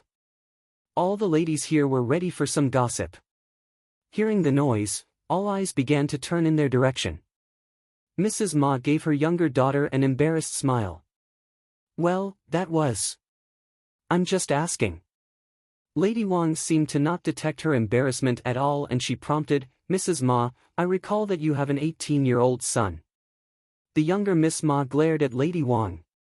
"Mrs. Feng, our family isn't interested in a woman with an annulled engagement and my brother will never marry someone like that. Please stop asking." Lady Wang darted a sorry look at Feng Wu and heaved a sigh.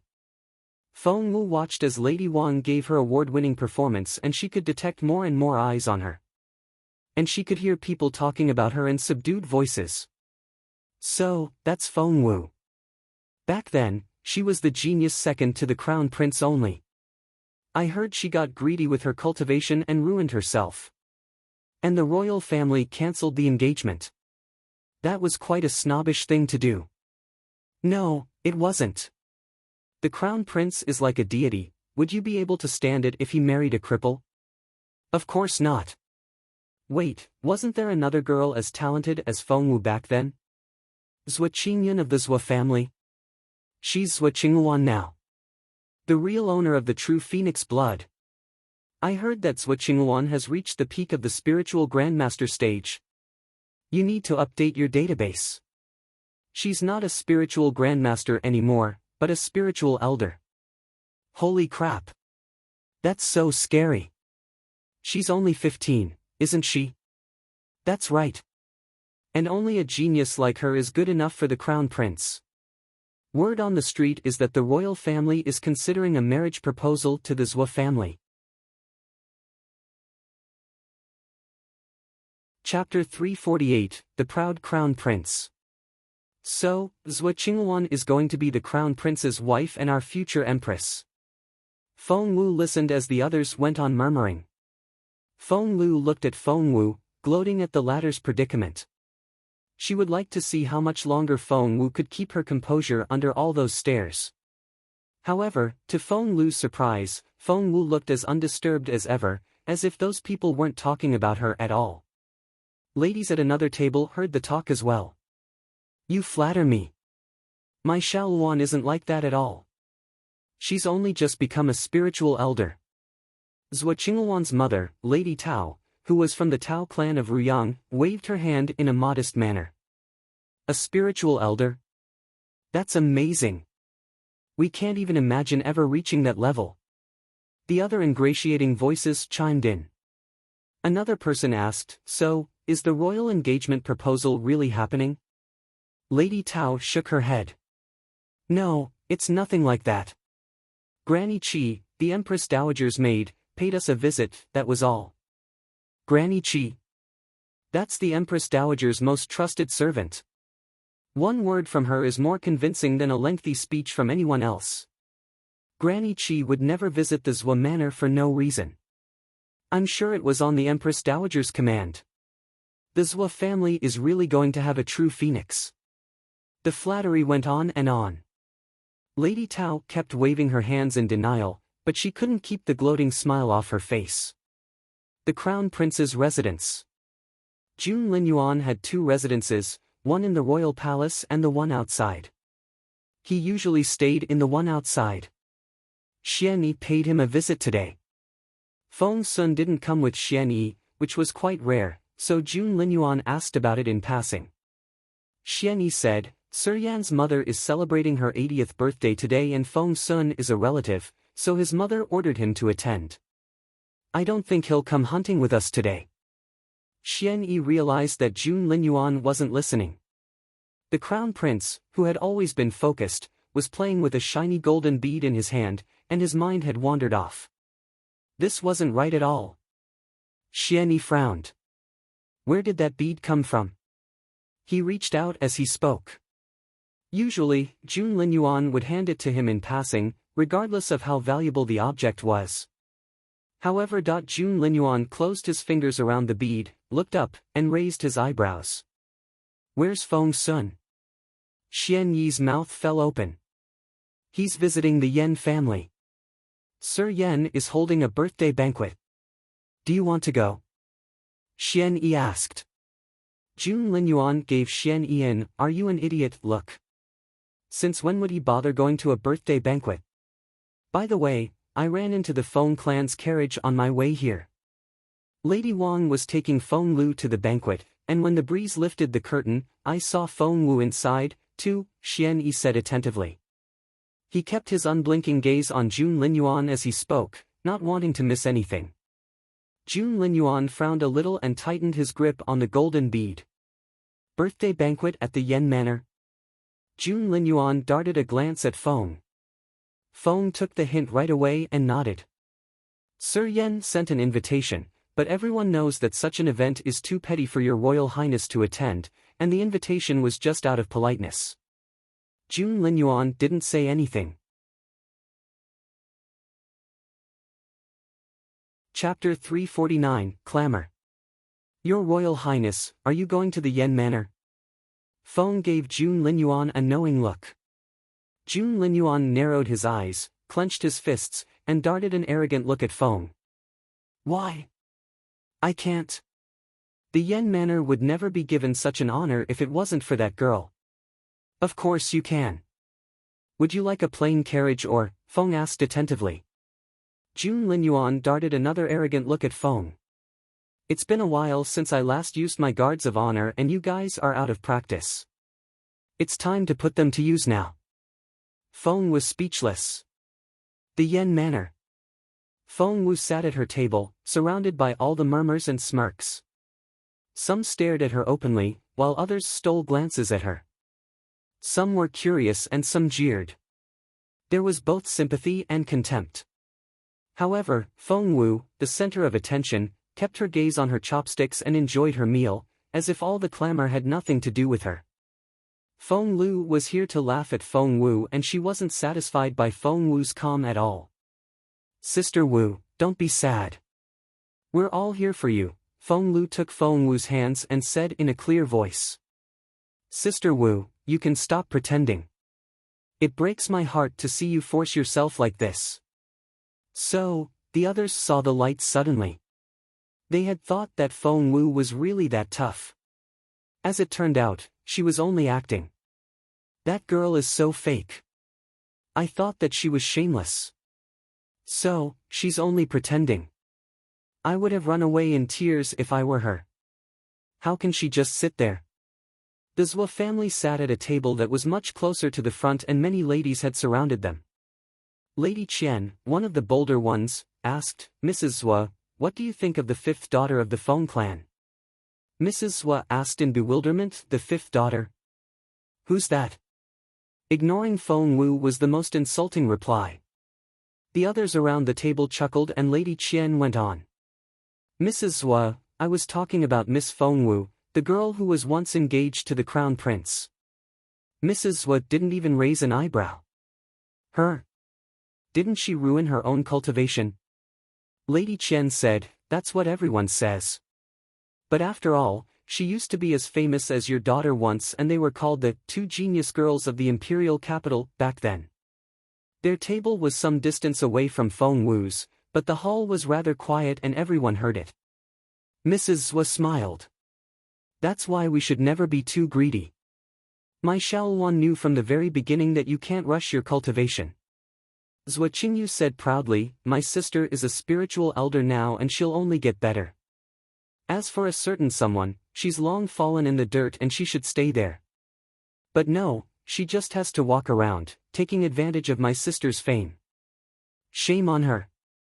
Xiao Yu." Mrs. Zhou cast a stern look at Zhou Qingyu and feigned a vexed tone. "Watch your language. I'm telling the truth," Zhou Qingyu said indignantly. "Even I'm in Imperial College now, but she... even compared with me, she's nothing. How dare she mention her old fame? If she has any sense of shame, she should have killed herself back then. She's an insult to us all." Chapter 350, Young Lord Feng, the Savior. Zhou Qingyu raised her voice deliberately, making sure that Feng Wu could hear it. Anyone who genuinely cared about Feng Wu would have jumped to their feet by now. However, Lady Wang and Feng Lu only exchanged satisfied looks at the insult. Feng Wu clenched her fists. No one with any sense of self-respect would turn a deaf ear to such humiliating words. However, Feng Wu knew better than anyone that she couldn't do anything reckless. A level 9 spiritual master was something in northern border city, but here in the imperial capital, she still wasn't strong enough. Feng Wu wasn't going to take it lying down, though. She was going to rise to her feet when, "Little Feng Wu." A familiar voice rang out. It was a melodious male voice. And Feng Wu wasn't the only one who heard it. Everyone turned in that direction. A teenager sat on the hedge to their right, beaming at Feng Wu. Bright light shone behind him, giving his smile a blurry effect and making it all the more stunning. One couldn't help but cheer up at the uplifting air the teenager gave off. "Feng Sun!" Everyone cried out in surprise. Feng Sun, the young Lord Feng, was infamous in the imperial capital for his unruly behavior.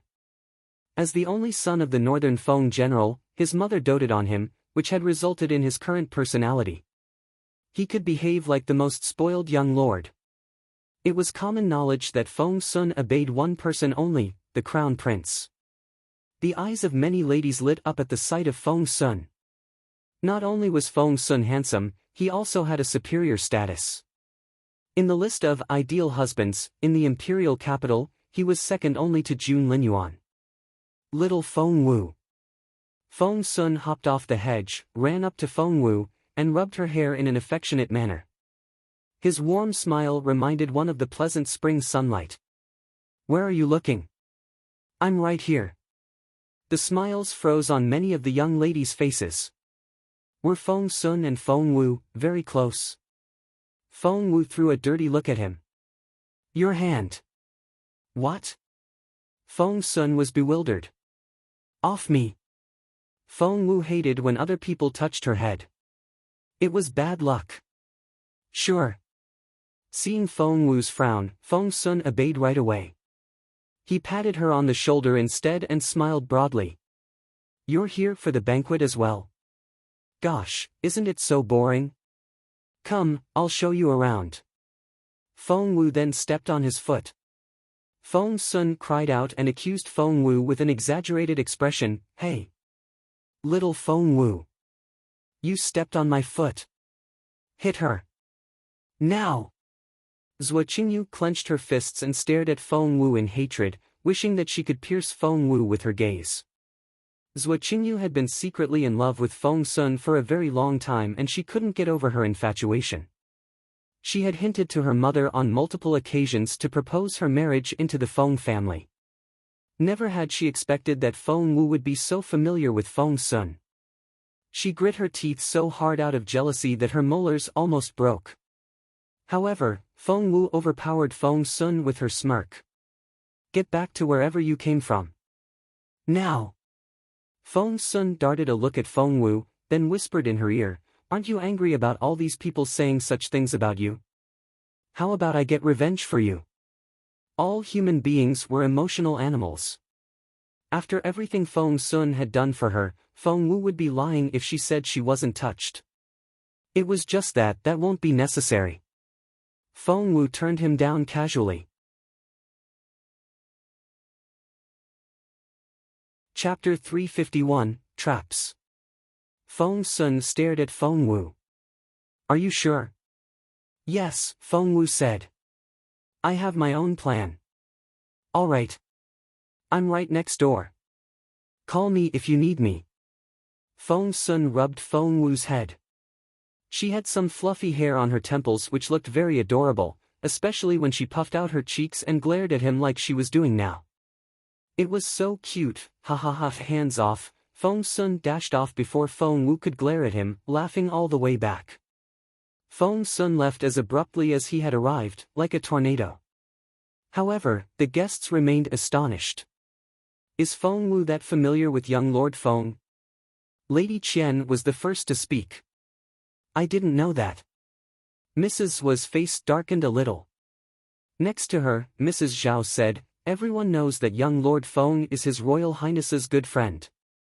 If Feng Wu is on such good terms with young Lord Feng, can it be that His Royal Highness is also quite familiar with her? Mrs. Zhuo's face was livid. No, it's not like that. Yan Yan showed up out of nowhere and protested loudly. Feng Wu just wouldn't leave my cousin and His Royal Highness alone. She's so annoying. What? Everyone was shocked by the statement. It's true. Yan Yan raised both hands. We came back to the imperial capital together and there was this one night, I saw with my own eyes Feng Wu sneaking into His Royal Highness's bedroom. Too bad for her, His Royal Highness didn't like it at all. He told Feng Wu to get the H. She was slandering Feng Wu right in front of her. And Feng Wu would never stand for such a thing. Smack! She slapped Yan Yan hard on the cheek. Everyone was astonished. Feng Wu did it. No one knew how she did it. All they saw was a figure in a pale red dress sweeping by and the next thing they knew, Yan Yan was standing there dazed, holding her swollen cheek. Yan Yan wasn't the only one dumbfounded. The entire hall was as baffled as she was. This was the Yan Manor. Feng Wu, the crippled girl whose name was in the mud, had just slapped Yan Yan in front of everyone. She might as well have slapped every one of the Yan family.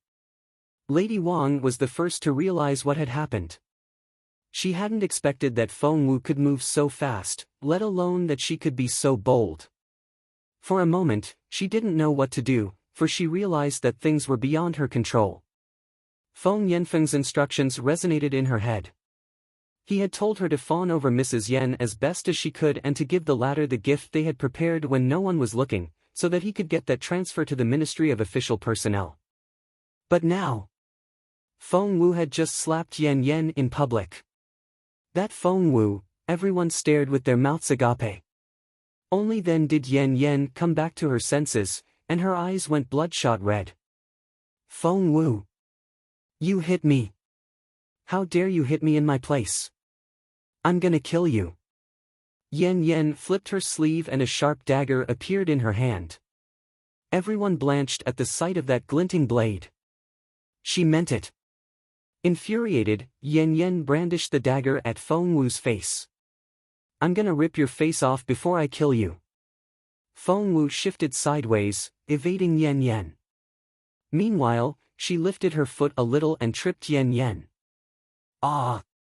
Missing Feng Wu and losing her footing, Yan Yan fell head first toward a table. And a pot of steaming hot pigeon soup had just been served on that table. Yan Yan's face fell right into that pot and she sucked in her breath at the pain. Chapter 352, Awesome. Miss Yan. And that table was the one Mrs. Zhua and Mrs. Chen were sitting at. Both ladies tried to stop Yan Yan from falling, but they were too late. Yan Yan's entire head was in the soup pot and her hair was soaked with grease. When she was helped to her feet, she had a pigeon wing sticking out of her hair, which looked rather funny. Ah! Yan Yan screamed frantically. She threw Mrs. Zhua's hands off and charged at Feng Wu, still holding the dagger. Stop it! A stern voice ran out. Mrs. Yen had come out with her elderly mother-in-law. The old lady, in whose name the banquet was being held, wore a birthday outfit decorated with dark golden thread. Her silver hair was neatly combed, giving her a stern and dignified look. Mrs. Yen looked equally stern and she glared at Yan Yan.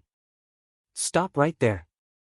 Yan Yan had always been terrified of her mother and she cried out furiously, she hit me and pushed me into a pot of soup. Mother, I won't have it. Feng Wu smirked. Are you saying that you can slander me all you want and I can't do anything about it? Why should I stand it when you can't? Seeing Mrs. Yen, the other ladies eyed Feng Wu with sympathy. Mrs. Yen always took the side of her own people and she doted on Yan Yan.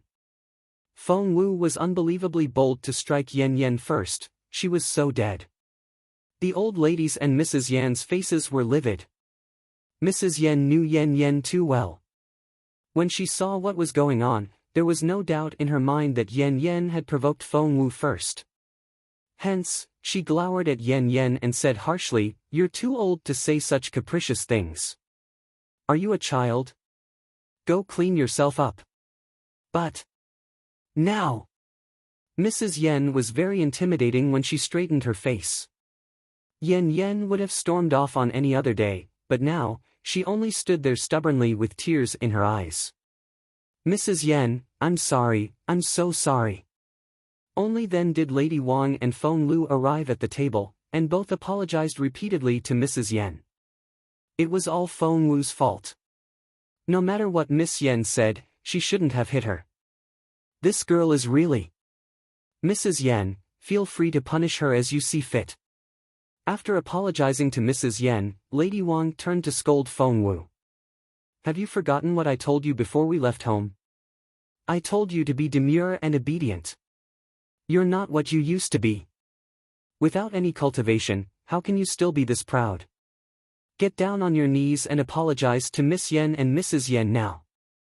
Mrs. Yen had mixed feelings toward Feng Wu. She had disliked Feng Wu at first, but then, she couldn't deny her appreciation for Feng Wu anymore. There was even a time when she had wanted Feng Wu to treat her. We can't afford the apology of the superior Feng family. The old lady was relentless with her words as she glared at them.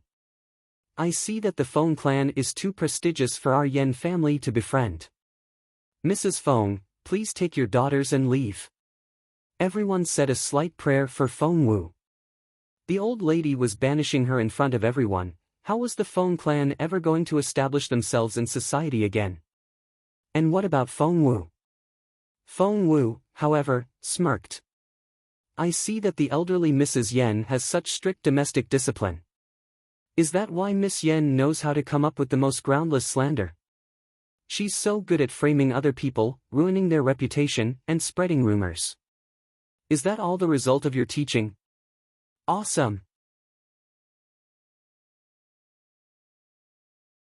Chapter 353, Aggrieved. The others thought that Feng Wu would burst into tears and run away in grievance.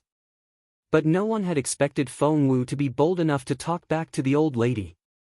The old Mrs. Yen was a tough, stern, and proud lady, and no one of her generation had ever dared defend her. But Feng Wu had just challenged her outright. Was she really a 13-year-old good-for-nothing? In the area for male guests on the other side, Feng Sun gloated. See? What did I tell you? Xiao Wu is awesome. Just listen to her. Even the old lady isn't her match, not to mention Yen Yen.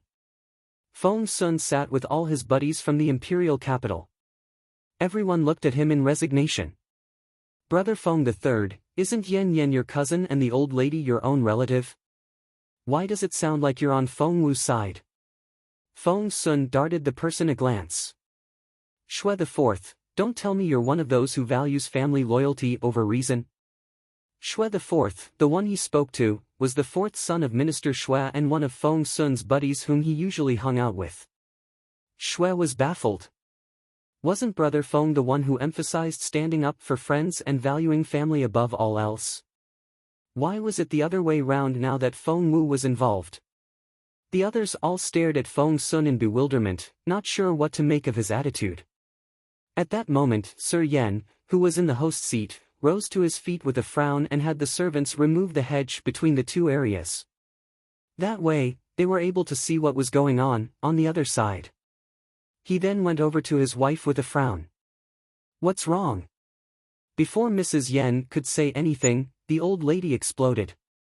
She had never expected Feng Wu to be bold enough to talk back. She wouldn't have it. Kick her out. Now! Now! Infuriated, the old lady thumped her walking stick loudly on the floor. Many were giving Feng Wu strange looks now. Sir Yen turned his cold gaze on Feng Wu. And who might this young lady be? She's Feng Wu, the fifth daughter of the Feng clan, and the one that destroyed her own cultivation because of her greed. Mrs. Zhua smirked in a condescending manner. I knew that she was arrogant, but I finally see how arrogant she can actually be. She slapped Miss Yen first, then offended the old lady. Such an ill-bred girl. Mrs. Yen frowned. It's not like that. It was Yen Yan's fault today. Did you just take that girl's side? The old lady almost stuck her walking stick in Mrs. Yan's face. Have you forgotten that Yen Yen is your daughter? Why are you speaking up for that girl? What kind of mother are you? Mother, don't be mad. It's not good for your health. A pregnant woman who spoke in a gentle voice cajoled the old lady. She had one hand behind her waist and the other over her plump belly. It was none other than Lady Tang, Sir Yan's favorite concubine. She then turned to Feng Wu. Miss Feng, my mother isn't in great health and we can't have her losing her temper.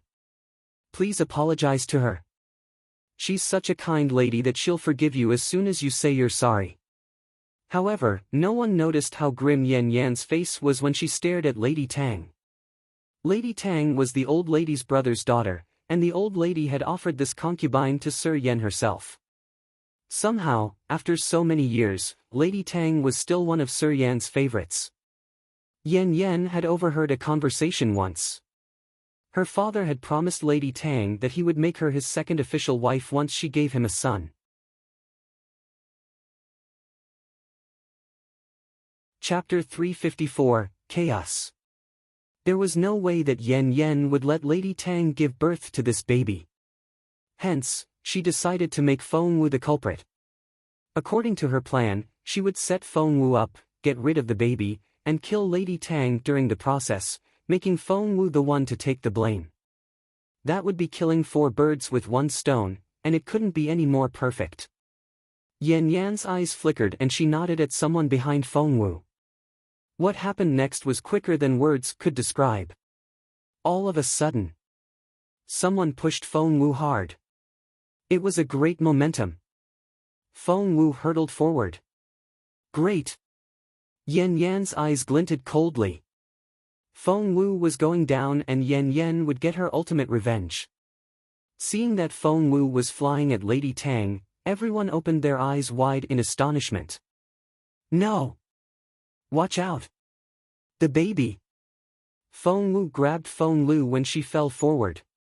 For Feng Lu was the one who had pushed her when no one was looking.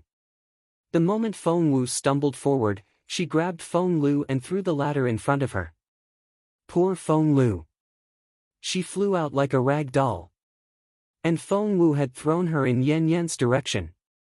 Seeing Feng Lu flying at her, Yan Yan raised her hands and tried to push Feng Lu away. However, Feng Lu was so flustered that she grabbed Yan Yan's hands and wouldn't let go. Feng Lu had almost knocked into Lady Tang, when she twisted her body at the last moment and missed the ladder. Crack. Everyone heard the sound of cracking bones. In order to dodge Lady Tang, Feng Wu fell to the ground and rolled away. Thud! She kicked Feng Lu and Yan Yan, who were grappling with each other, and both girls stumbled toward Lady Tang despite themselves. It was the worst day of Lady Tang's life. She had yet to recover from the fact that Feng Wu had nearly knocked into her, when Feng Lu and Yan Yan smashed into her together. Ah! Lady Tang wailed. Zier, Sir Yan cried out and quickly ran toward Lady Tang. But it was too late. Lady Tang stumbled back until she lost her footing and fell backward. Xiao Zi. The old lady's hands reached out as she tried to stop Lady Tang from falling. However, she tripped and fell down herself before she could reach Lady Tang. Yan Yan and Feng Lu smashed into the old lady and Lady Tang together. Ah! All hell broke loose. Sir Yan was furious. He rushed over, picked up Yan Yan and Feng Lu with each hand, and tossed them aside. After that, he helped his mother to her feet. Lady Tang, on the other hand, was ghastly pale. Holding her plump belly, she was too weak to cry. What Sir Yan failed to notice was that Feng Wu had taken something from him when he walked past her. Little Phoenix's thrilled voice rang out in Feng Wu's head as soon as she grabbed that cold key. Yes! I recognize that energy. That's it. That's the key to that broken piece of the star. It's not the broken piece itself. Feng Wu looked down at the snowflake-shaped object in her hand and asked in surprise. Of course it's not. Little Phoenix flew around in circles in the ring. I didn't know that it would be so easy. Little Feng Wu, you know what? I know how to get you leveled up to the spiritual grandmaster stage if you can get that broken piece. Really? Really? Little Phoenix flapped its wings in excitement. Go find what that key opens now. That Sir Yan is so much more capable than you. The moment he realizes that key is gone, he'll go berserk. Chapter 355, What if it won't open? The hall was in utter chaos. Lady Tang was wailing, Yan Yan was defending herself, Feng Lu was trying to make excuses, and the old lady was scolding everyone. It was like a circus out there. And there wasn't a better moment for Feng Wu to sneak off. When no one was looking, Feng Wu hid behind a column before quickly hopping into a big tree. The next moment, she was nowhere to be seen. Actually, Feng Wu had had everything under control the whole time. It wasn't that she had figured out everything herself, but Yan Yan and Feng Lu had just happened to discuss their plan under a tree that Feng Wu had been hiding in. She had heard everything. Feng Wu learned that Feng Lu was going to persuade her to come to the Yan Manor and that the latter would make Feng Wu a laughingstock during the banquet. She also learned that Feng Lu and Yan Yan were going to make her the scapegoat for Lady Tang's mishap. Feng would do anything to curry favor with Sir Yan. Just imagine what he would do to Feng Wu if he learned that Feng Wu had killed Sir Yan's favorite concubine and her baby. It was probably the cleverest plan Feng Lu and Yan Yan had ever managed to come up with. Unfortunately, Feng Wu had been right above their heads and had heard every word. Hence, Feng Wu had decided to twist their trick to her own use. Because she needed that key which Sir Yen kept in his sleeve all the time. Sir Yen was much more capable than Feng Wu and he always had that key on him. Feng Wu wouldn't be able to steal it under normal circumstances, and she could only give it a go when he was greatly disturbed and was distracted. Hence, Feng Wu played along with Feng Lu and Yen Yen, entertaining them with their little trick. She finally got what she wanted when Sir Yen walked past her. The Yen Manor was a spacious one with 6 rows of houses, and each row had multiple courtyard levels. Airy pavilions and pagodas with rows of overhanging eaves stood in great numbers. It could be quite overwhelming. Luckily, Feng Wu had been here last night to explore the place, and she knew the layout of the Yen Manor by heart. Take a left turn here, then turn right after 500 meters. Walk for another 1,000 meters, then turn left. Little Phoenix could sense that broken star piece, and it guided Feng Wu toward it. Before long, Feng Wu reached a tower on an islet in the middle of a lake. It's right there in that tower. Little Phoenix was thrilled. The tower stood right in the center of Blue Lake. The water was limpid and the tower reminded one of an eagle spreading its wings. Nothing obscured the line of sight and the tower could be seen from all sides. Taking out the cold key, Feng Wu slid it into the slot. She needed to open the door as soon as possible. All would be lost if she was spotted. Inside was one of the broken star pieces to save her master, and she would give anything to obtain it. However, after sticking the key in, Feng Wu couldn't turn it no matter what. Something seemed to be stuck and it just wouldn't budge. Why was this happening? Was it the wrong key? Feng Wu was a little flustered, for there was no cover around and anyone passing by would be able to spot her right away. Moreover, Sir Yen might figure out what was going on at any moment, and she would be in a lot of trouble if that happened. But the key just wouldn't turn. Meanwhile, Lady Tang had been taken inside for emergency treatment and the old lady was being treated for her leg, which had been injured in the fall. How's Lady Tang doing? Mrs. Yen was the most exasperated person here. Although she didn't like the fact that Lady Tang was having a baby.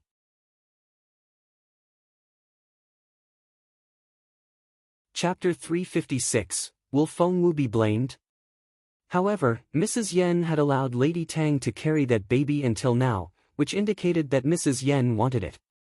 After all, Yen Yen was her only child, and the Yen family needed a son.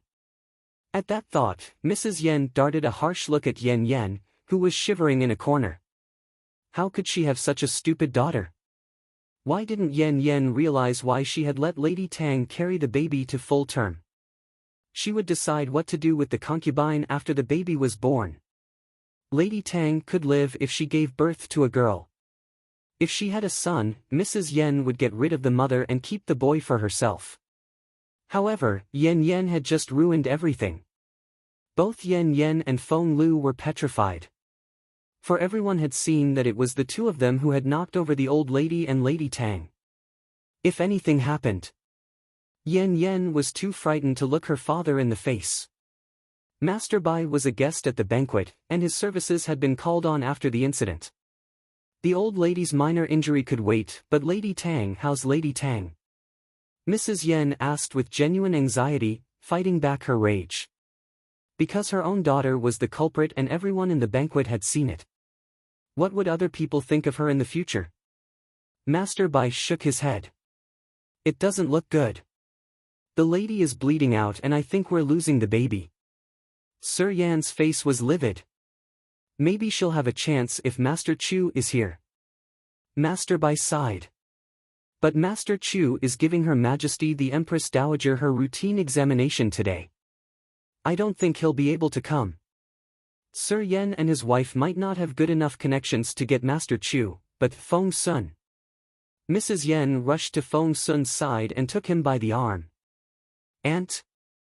Feng Sun was looking for Feng Wu everywhere, and was bewildered by Mrs. Yan's sudden appearance. Go to the royal palace and get Master Chu for me now. You're the crown prince's good friend. I'm sure you can do it. Please help me. Mrs. Yen was so frustrated by her imbecilic daughter. But I'm busy looking for someone here. He hadn't seen Xiao Wu after she got knocked over. Could she have fallen victim to a trap? That girl was without cultivation, but so proud. What if someone decided to get rid of her? At that thought, Feng Sun ran up to Yan Yan and grabbed her by the arm. What have you done to Xiao Wu? Yan Yan might be fierce in appearance, but she was faint of heart. She burst into tears at Feng Sun's harsh tone right away. I didn't mean it. Cousin, I really didn't. It was all Feng Lu's doing. She said she wanted to get rid of Feng Wu and that's why I agreed to work with her. It was her plan. It was her plan all along. Sob. Feng Lu was shocked. Yan Yan was blaming her for everything. If she let Yan Yan do it, everyone would think that it was her fault. In the end, Yan Yan would walk away while Feng Lu would be in so much trouble. Feng Lu raised her voice immediately. Yan Yan, that's nonsense. You came to me first, saying that you couldn't let Lady Tang have this baby, or your status would be threatened. You prompted me to bring Feng Wu here today and to push her at Lady Tang. Shut up. Lady Wang slapped Feng Lu hard in the face. How could she be so stupid? How could she make such accusations in public? She was going to incriminate herself together with Yan Yan. Just then.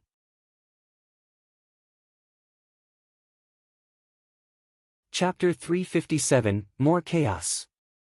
Feng Yanfeng was walking toward them while chatting cheerfully with the others. He had picked a valuable gift for Sir Yan today and the latter had patted him on the shoulder afterward with a knowing smile. Feng Yanfeng knew there and then that he was going to get that assistant minister position in the Ministry of Official Personnel. Feng Yanfeng was feeling ecstatic inside when he heard about what happened to Lady Tang. He then decided to come over with some friends to console Sir Yan. However, he heard Feng Lu's loud accusation before he even saw her face. Feng Yanfeng was mortified. He froze on the spot. What? Feng Lu had something to do with what had happened to Lady Tang. By then, Yan Yan had jumped to her feet and began to scream at Feng Lu. That's bullshit. You came to me first. You said you couldn't stand Feng Wu's arrogance and you wanted to set her up and make her kill Lady Tang's baby. That way, you'd be able to kill two birds with one stone. Feng Lu wasn't going to let Yan Yan pin it on her and she jumped at Yan Yan. Smack! A slap landed on her face, so hard it made her lightheaded and she saw stars. You brat! Feng Yanfeng thought his head was going to explode. It had cost him a fortune to fawn on Sir Yan, and he had practically gone down on his knees. And look what Feng Lu had done behind his back. Feng Yanfeng swore that he could kill her right there and then. Feng Yanfeng was about to say something, but Sir Yan silenced him with a wave of his hand. Mrs. Yan also stood there and stared at Yan Yan in astonishment. She knew that Yan Yan wasn't smart, but she had never expected that the latter could be this stupid. Ah! Lady Tang wailed in pain. Master Bai came out and grimaced in resignation. There's really nothing I can do now. You'll need a better doctor. It reminded Mrs. Yan of someone. Where's Feng Wu? The old lady flared up at that name. What do you want that brat for? Kick her out. I don't ever want to see her again. She's never setting foot in this manor. Mrs. Yan took a deep breath. She couldn't let Lady Tang die. If that happened, the others wouldn't blame Yan Yan, but would be convinced that the girl had done it under her mother's instructions. That would ruin Mrs. Yan's reputation forever. At that thought, Mrs. Yan was even more desperate to find Feng Wu. Miss Wu is an extremely talented doctor. I'm sure she'll be able to save Lady Tang and her baby. Mrs. Yan was there when Feng Wu had saved Mrs. Ning. However, her stubborn mother-in-law only smirked. You evil woman. I know you want Lady Tang dead. Only then can you be satisfied. Mother. That outright accusation made Mrs. Yan's face very grim. Ah, it hurts, my baby. Lady Tang kept on crying and her shrill cries made Yan Yan and Feng Lu blanch. They had never felt as despairing as they did now. Despite the old lady's angry protests, Mrs. Yen gave her order. Go find Miss Wu and bring her here ASAP. Yes. Mrs. Yen had run the household affairs for years and all the servants were in the habit of following her orders. However, what was Feng Wu doing at the moment? She was studying the key she had stolen from Sir Yen. She had taken it for an ordinary key until she couldn't open the door. Only then did she take a closer look, and she saw that.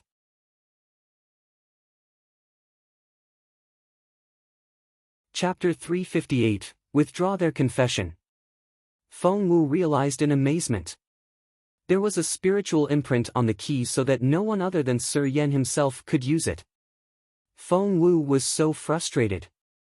After putting up with Feng Lu's lousy plan all this time, she just found out that it was all for nothing. What a waste of time. Just then, Feng Wu saw people begin to move to and fro around the lake. Since she couldn't get in, her only choice was to give up for the time being. Sigh. Feng Wu patted herself on the chest. She didn't like it at all, but she had no choice but to head back with the key. Mrs. Yen was frantically searching for Feng Wu. Mrs. Zhuo was confused and so were the other ladies. Feng Wu. She knows medicine. Mrs. Chen frowned. How can that be? Mrs. Xiao was equally bewildered. I've never heard of such a thing. Is Mrs. Yen mistaken? The other ladies gathered around and talked among themselves. Their conclusion was that Mrs. Yen had lost her mind. Someone then suggested, is it possible that Mrs. Yen doesn't want Lady Tang to have this baby? Is that why she's insisting on letting Feng Wu treat her? But that's so stupid. She has so many other options if she wants to get rid of Lady Tang. Did she have to do it in front of so many people? Mrs. Yen is too smart to make such a mistake. Mrs. Yen heard everything. Her face was livid. She cast stern looks at Yen Yen and Feng Lu. They were going to pay for this. Have you found her? Mrs. Yen glared at her steward and said between gritted teeth. Although he had no idea why Mrs. Yen was doing this, the steward still shook his head and replied, we lost track of Miss Feng Wu among the chaos. It's not that easy to find her. Just then, someone went up to Yen Yen and whispered something in her ear. It was Zhuo Qingyu, Zhuo Qingluan's own sister. Yen Yan's eyes lit up. She won't take advantage of the chaos and try to steal stuff, will she? Yen Yen, who had been huddled in the corner, spoke up all of a sudden, which caught everyone's attention. I mean it. Yen Yen clenched her fists, hoping more than anything else to drag Feng Wu into this. She's just come back from northern border city and her family has nothing. I bet she has her eye on a lot of things here and she's out there stealing things. The others weren't convinced. Could it be possible? Actually, it was all Feng Wu's plan. Yen Yen rose to her feet and said loudly, you all saw it. She dragged us toward Lady Tang just then. She planned everything. Feng Sun only thought Yen Yen ridiculous and rolled his eyes at her. Didn't you admit that it was Feng Lu's plan just then? Why are you blaming Feng Wu now? Huh, cousin, you're so naive. Yen Yen reacted quickly. I said so because I wanted to bring Feng Wu's guard down. She would feel safe enough to sneak off if she saw me and Feng Lu attacking each other. Feng Sun felt like slapping her. Yen Yen. You were accusing Feng Lu earlier and you're accusing Feng Wu now. Where's your evidence? Do you think everyone will take your word for it?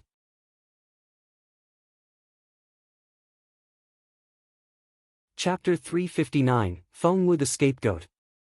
Yen Yen said earnestly, cousin, I'm telling the truth. Ask Feng Lu if you want. Feng Lu nodded. I was acting as bait with Yen Yen, so that Feng Wu would give herself away. I bet you'll find Feng Wu somewhere around your vault. In order to frame Feng Wu, the servants would make sure that they found her in that general direction. Yen Yen and Feng Lu made sure of it. Despite the earlier episode, the two of them were working together again. That made the others wonder. Was it possible that Feng Wu wanted to steal from the Yan family? However, what was here that was worth stealing? Sir Yan only found Feng Lu and Yan ridiculous. It didn't take a genius to figure out how far-fetched Yan's accusation was. However, Yan was his daughter after all, and he couldn't have her accused of harming her father's concubine. Sir Yan didn't mind if Feng Wu could be incriminated instead. As for Feng Wu's own future, after all, she was a good-for-nothing, and to make it up to her, he would give Feng that assistant minister position. At that thought, Sir Yan reached into his sleeve. All of a sudden, he blanched. My key is gone. Sir Yan's pupils contracted. He was only going to make a show of it, pretending to have lost his key. However, he realized that his key was really gone. He broke into a cold sweat right away. All eyes were on Sir Yan. He was sweating. What a great actor. However, they still played along and asked, Sir Yan, what key? The key to my vault. The corner of Sir Yan's mouth twitched. I have it on me all the time. But it's not here. Feng Wu took it. Yan bolted to her feet and her face lit up. She knew perfectly well that Feng Wu wasn't capable enough to take that key from her father, but she couldn't care less about that rationale now. She would make it stick. Yan said loudly, Feng Wu pushed us toward Lady Tang deliberately, and father, didn't you walk past her then? You were so concerned about Lady Tang that you became distracted. Feng Wu took that key when you weren't paying attention to your sleeve. She's so cunning. Yan would never have been clever enough to come up with such a speech. Zhuo Qingyu had fed it to her word by word. At that moment, Yan had never felt more excited. She knew that it wasn't true, but her family would make sure it became the truth. As for the Feng clan, well, Feng was their current leader and he was Feng Lu's father. Between a daughter and a niece, of course he would sacrifice the latter. Feng had a habit of sitting on the fence, and he valued his personal gain above all else. He was the first to switch sides when his own interests were concerned. He took the hint from Yan's words right away and saw that his ideal choice was to give Feng Wu up. Feng Wu. Feng put on an angry face and said in a regretful voice, she used to be such a nice girl. I never expected that she would become this narrow-minded after she was crippled. Lady Wang chimed in right away. It's not your fault. After all, they've been staying in northern border city all this time and you weren't able to give her guidance. Sigh. I'm afraid we've lost that old Feng Wu. How sad.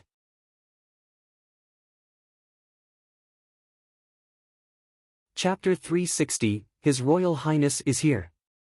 Not only did Lady Wang confirm Feng Wu's inferior moral character, she also took the chance to blame the beautiful lady for it. How cunning. Feng cupped his hands at Yan Shifan. Sir Yan, the Feng clan is ashamed to have a daughter like Feng Wu. I'm afraid that she's too unruly for me to discipline. Please feel free to do whatever you see fit to her. I will have no objections. Sir Yan only smirked and said nothing. Yan and Feng Lu exchanged looks and both saw satisfaction in each other's eyes. Yan held Zhuo Qingyu's hand tight, feeling utterly grateful for the latter's help. Zhuo Qingyu was so clever, for the brief speech she had come up with not only cleared Yan and Feng Lu of all accusations, but pushed all the blame on Feng Wu. That girl would never be able to clear her name and she would be condemned by the public. Feng Wu was doomed. Zhuo Qingyu smiled a little and cheered inwardly. She hadn't expected Feng Wu to be this vulnerable to attack. Feng Wu, on the other hand, had no idea of all the things happening in the main hall. After failing to open that lock, she took a detour and returned via another route. Everyone was eyeing her in a suspicious and unfriendly way when she walked in. Feng Wu could distinctly detect that change in their attitudes. Where did you find Miss Feng Wu? Yan asked the steward. The steward, who had been taught what to say, replied, Miss Wu was near Moon Tower when we found her. And Moon Tower was very close to the vault.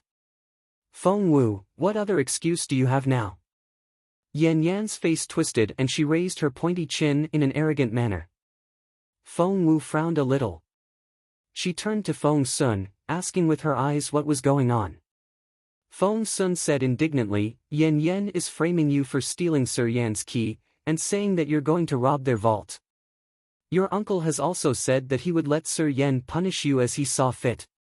Feng Wu frowned and gave Yan Yan an indecipherable look. The girl had actually told the truth, it was just that she hadn't expected Feng Wu to come back voluntarily after failing to open the door. However, Feng Wu couldn't help but dart Feng Yanfeng a look. Her uncle was really an expert at trimming his sails. He had been planning to offer Feng Wu to Jun Linyuan as a concubine just earlier today, but now, he had sold her off just to save Feng Lu and get himself the job he wanted. Feng Wu smirked inwardly and lowered her gaze, letting her dense eyelashes shield the glint in her eyes from everyone else.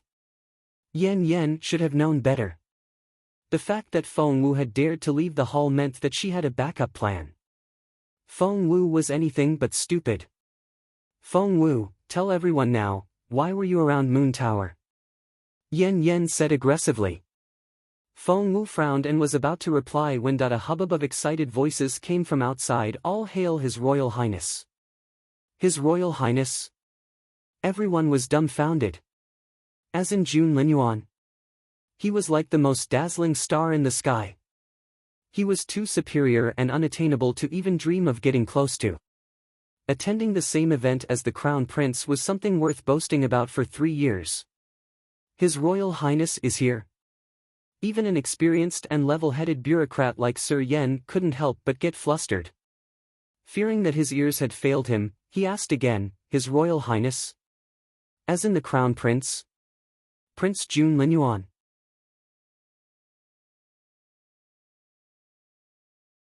Chapter 361, Feng Wu would rather not see Jun Linyuan here.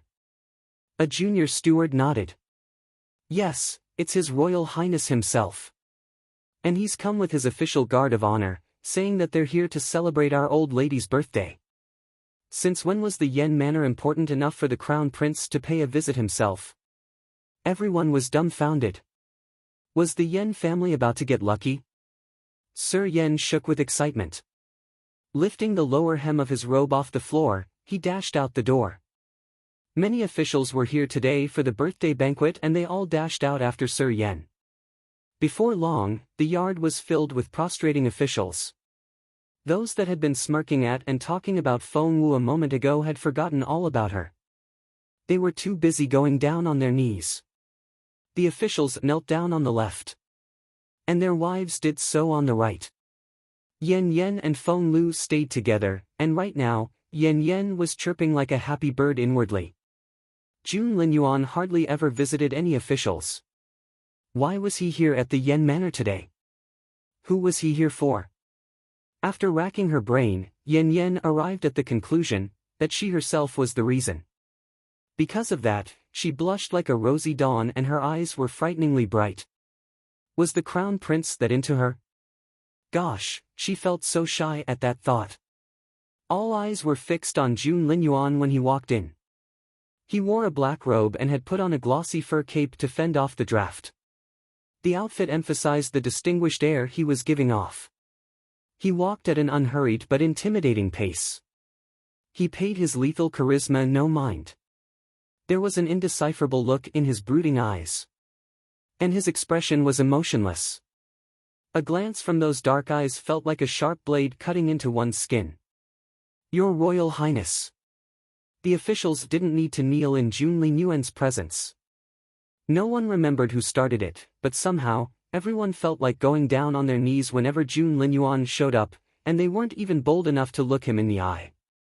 In all the years that the Junwu Empire had been established, this Crown Prince was one of a kind. Your Royal Highness. Sir Yen knelt down at the very front, his expression very solemn. The others also lowered their gazes deferentially, not daring to take a peek at the Crown Prince. However, Jun Linyuan's cold gaze had been fixed in just one direction since he walked in, and he also headed that way with a grim look on his face. Feng Wu frowned a little when she noticed that Jun Linyuan was coming her way. She had prepared several backup plans for different scenarios in advance for this occasion. That was why even after the successive false accusations by Yan Yan, Sir Yan, Feng Lu, and Feng Yan Feng, she was able to remain unperturbed. However, Jun Linyuan wasn't part of Feng Wu's plan. Jun Linyuan, Feng Sun, and Yu Minji. Those three were like her natural enemies. Each time any one of them showed up, she would be forced to face a lot of unexpected complications. Before Feng Wu could react, Little Phoenix bolted up in the ring. Ah, it's him. Poor bird. That first abnormal flame had been seized by Jun Rex and Feng Tutu, and the second one, which it had guarded with all its power, had been stolen by Jun Linyuan in the name of saving Feng Wu. Ha! Feng Wu couldn't even force a smile at that thought. Flames seemed to shoot out of her bright eyes. Jun Linyuan made a beeline for Feng Wu.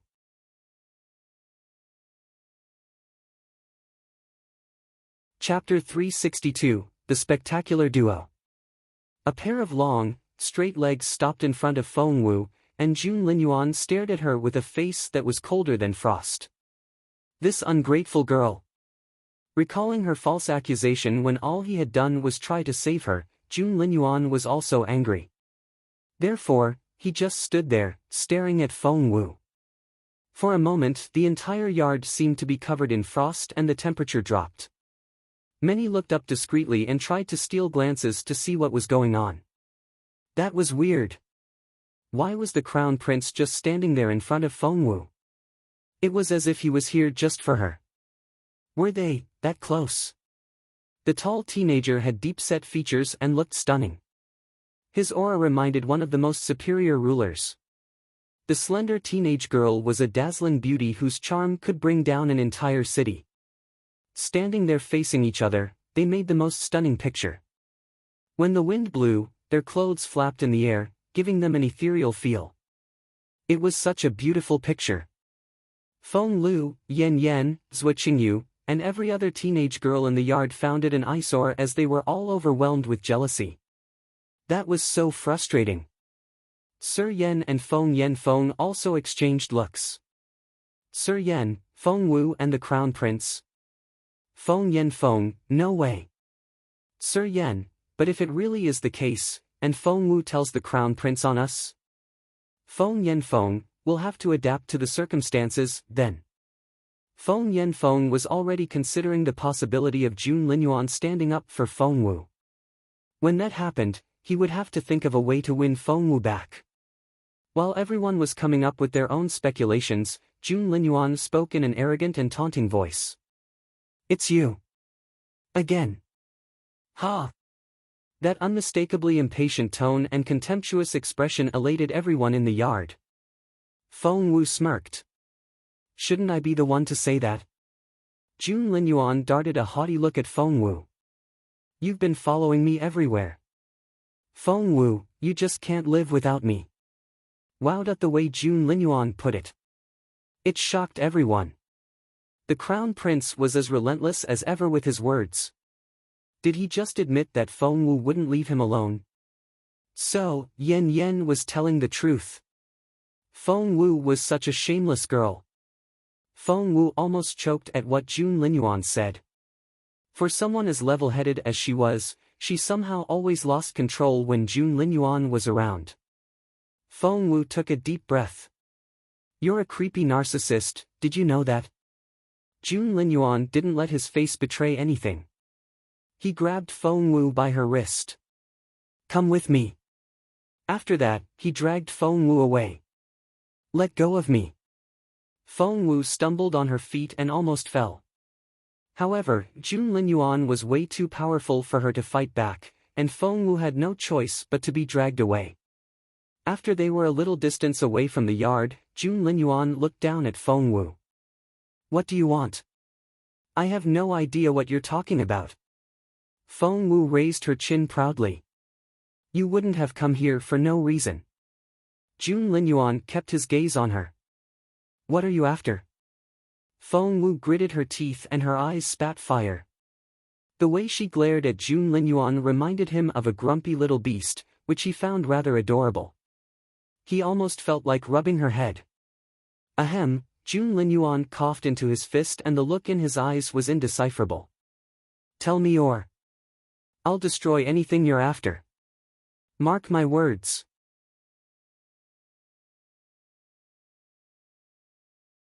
Chapter 363, Jun Linyuan the Young Tyrant.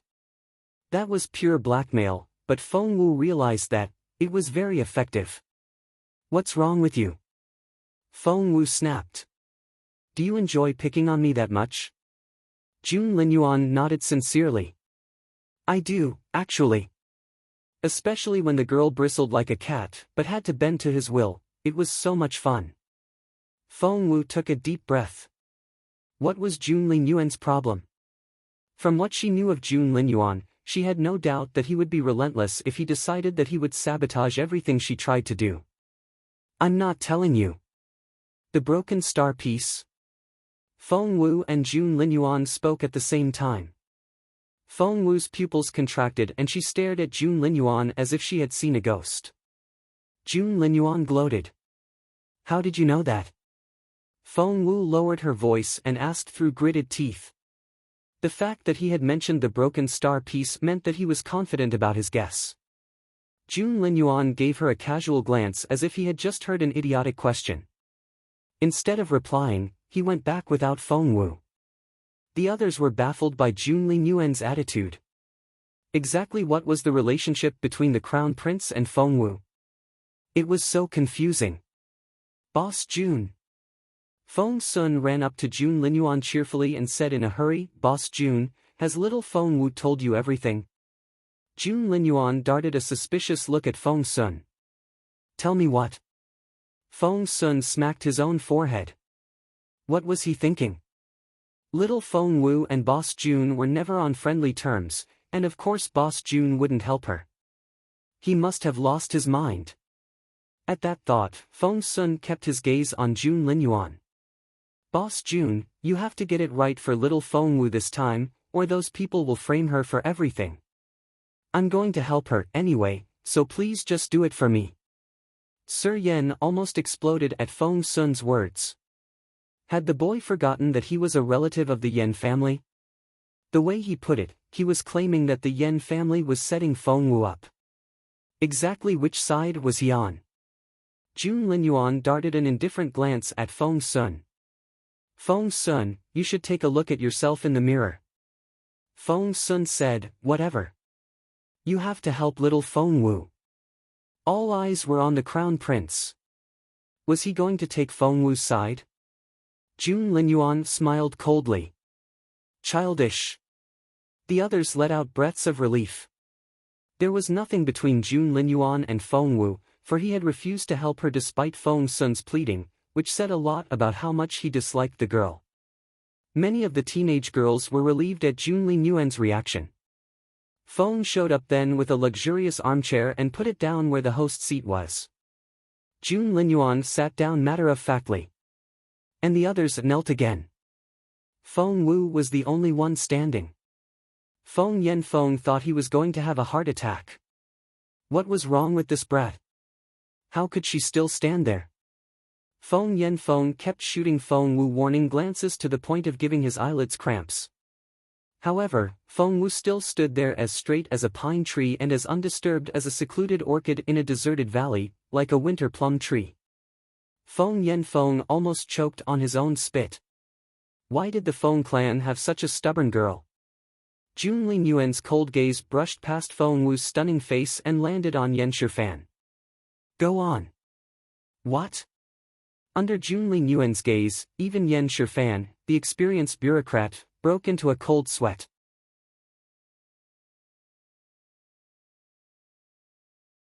Chapter 364, Slay It.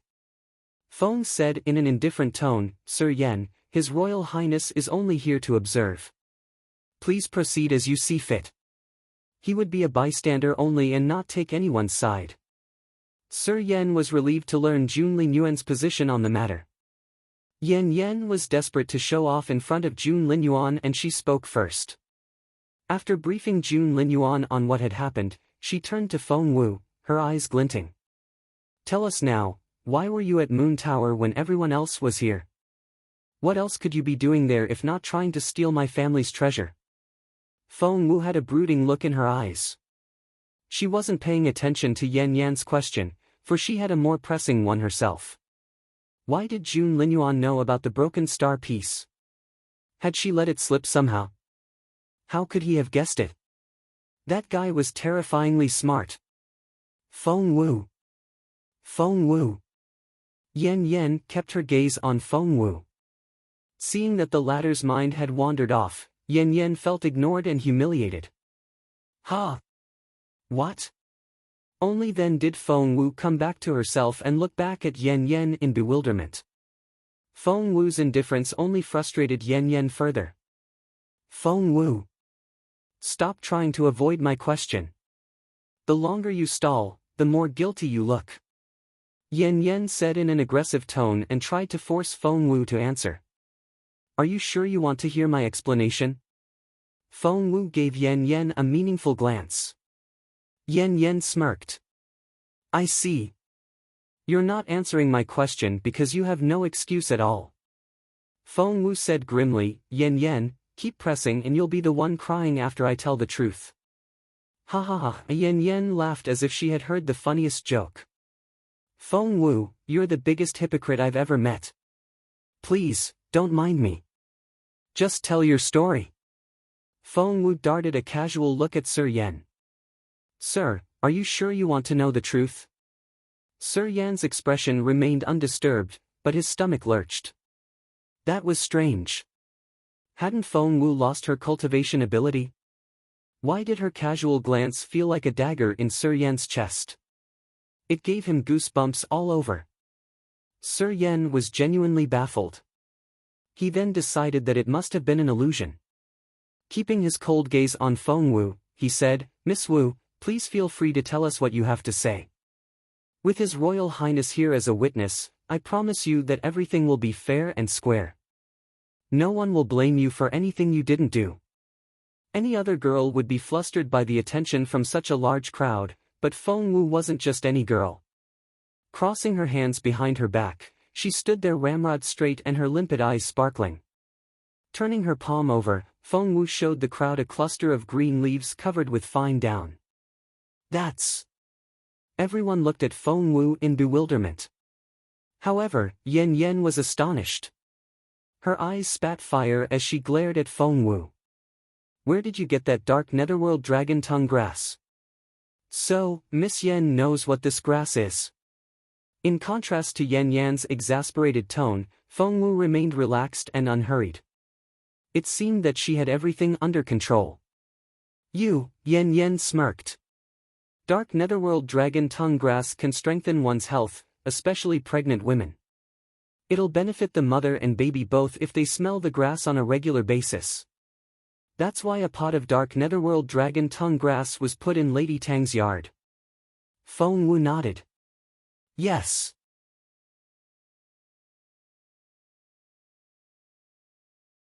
Chapter 365, A Set of Tricks. If that's the case, why do you question me for being around Moon Tower? Feng Wu darted a glance at Yan Yan. Yan Yan didn't know what to say. Everyone else was confused and Sir Yan asked with a frown, I sent Lady Tang that pot of grass. Is there a problem? Feng Wu smiled a little. Not with the grass itself, but Miss Yan visited Lady Tang's yard a lot, didn't she? Feng Wu asked. Yes. Lady Tang wasn't here to answer that question and her maid replied for her. Keeping her gaze on Yan Yan, she said, Miss Yan would come from time to time and she played with that dark netherworld dragon tongue grass a lot. We checked the soil in the pot afterward, but everything seemed alright. That was why we didn't think much of it. How stupid of you. Feng Wu snorted. Stupid? Everyone looked at Feng Wu in bewilderment. What was she talking about? Just when they thought that Feng Wu was going to give them an explanation, she changed the subject. She gestured at Yan Yan's flowing ginger-colored dress and said with a half-smile, Miss Yan wore this dress a lot when she visited your lady, didn't she? Xiao Dai, Lady Tang's maid, tilted her head and thought about it. Her eyes then lit up. That's right. This was indeed the dress Miss Yen wore when she came. Is there something wrong with it? The others thought Feng Wu's reasoning was all over the place and were utterly confused. Yen, on the other hand, had blanched. Glowering at Feng Wu, she said in an exasperated voice, "It's none of your business what dress I wear." Feng Wu smiled and said unhurriedly, "Well, it's not mine, but someone else may have something to say about it." After that, Feng Wu turned to Sir Yen. "This dress Miss Yen is wearing has been soaked with the colorless and odorless juice of dry ginger grass. Sir Yen, are you going to ignore that fact?" "The juice of dry ginger grass?" Master Bai cried out in surprise.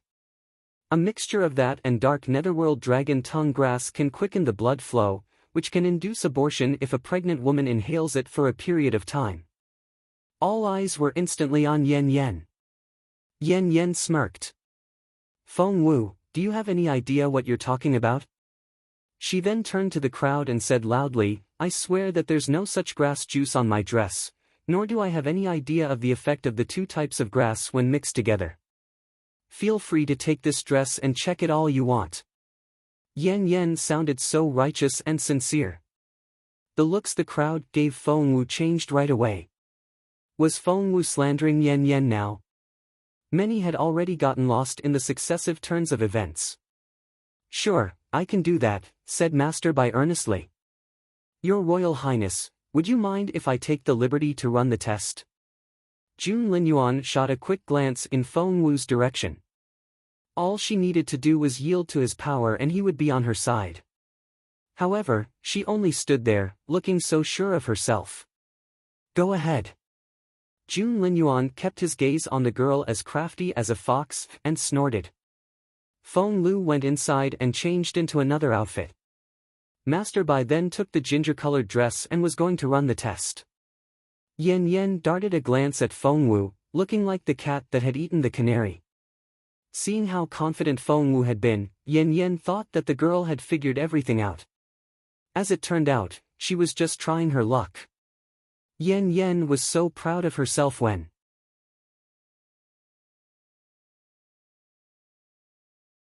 Chapter 366, Is that everything? Feng Wu took Yen by the wrist. "You!" Yen glared at Feng Wu. "What do you think you're doing?" Everyone else was also confused. What was Feng Wu doing? Even Master Bai, who was ready to leave with that dress, turned around in bewilderment. Jun Linyuan narrowed his deep-set eyes, thought he knew it. The girl as cunning as a fox wouldn't just stop there. Someone as dumb as Yen was never going to be Feng Wu's match. Feng Wu raised Yen's right hand, exposing a red jade bracelet. The bracelet reflected the bright sunlight and was so dazzling that it almost hurt the eye. Feng Wu had noticed that bracelet all along and realized that Yen had been trying to hide it. Hence, she deliberately drew everyone's attention to the dress, which successfully distracted Yen, who had kept that bracelet on. Everyone realized in amazement that when Feng Wu took Yen by the wrist, Yen stiffened and blanched.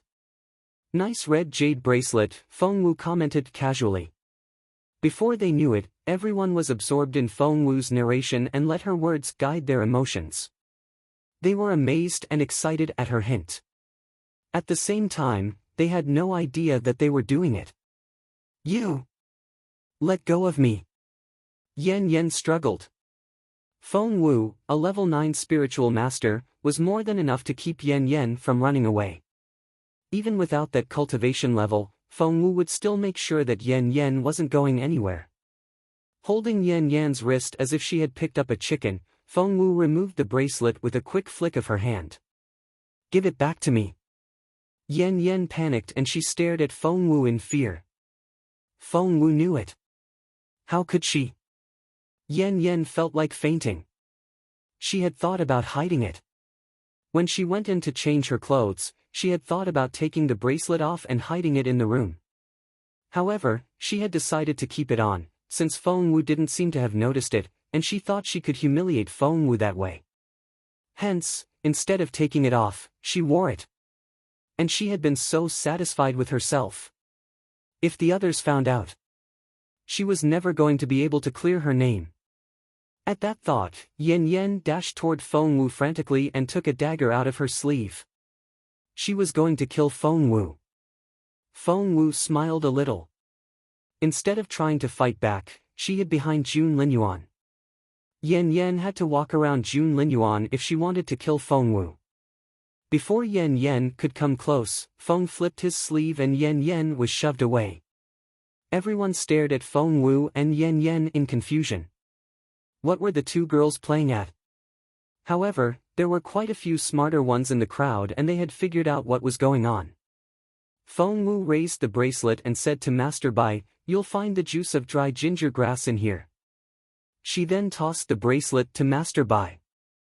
So, that dress was only a distraction so that Yan Yan would give herself away? Opening up the red jade bracelet, Master Bai took a sniff and his eyes lit up. That's correct. Although the juice is colorless and odorless, I can sense it. I'll mix it with the juice of dark netherworld dragon tongue grass and we'll know. He then took out a vial and mixed the two types of juices in front of everyone. He waited for a few minutes for the reaction to take place, then took a sniff. The look on his face changed.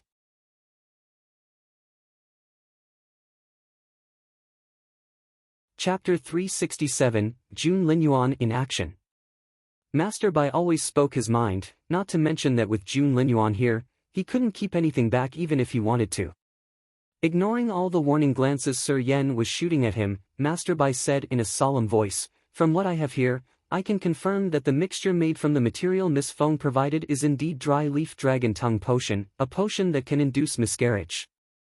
Yan Yan was furious. Raising her chin, she snorted.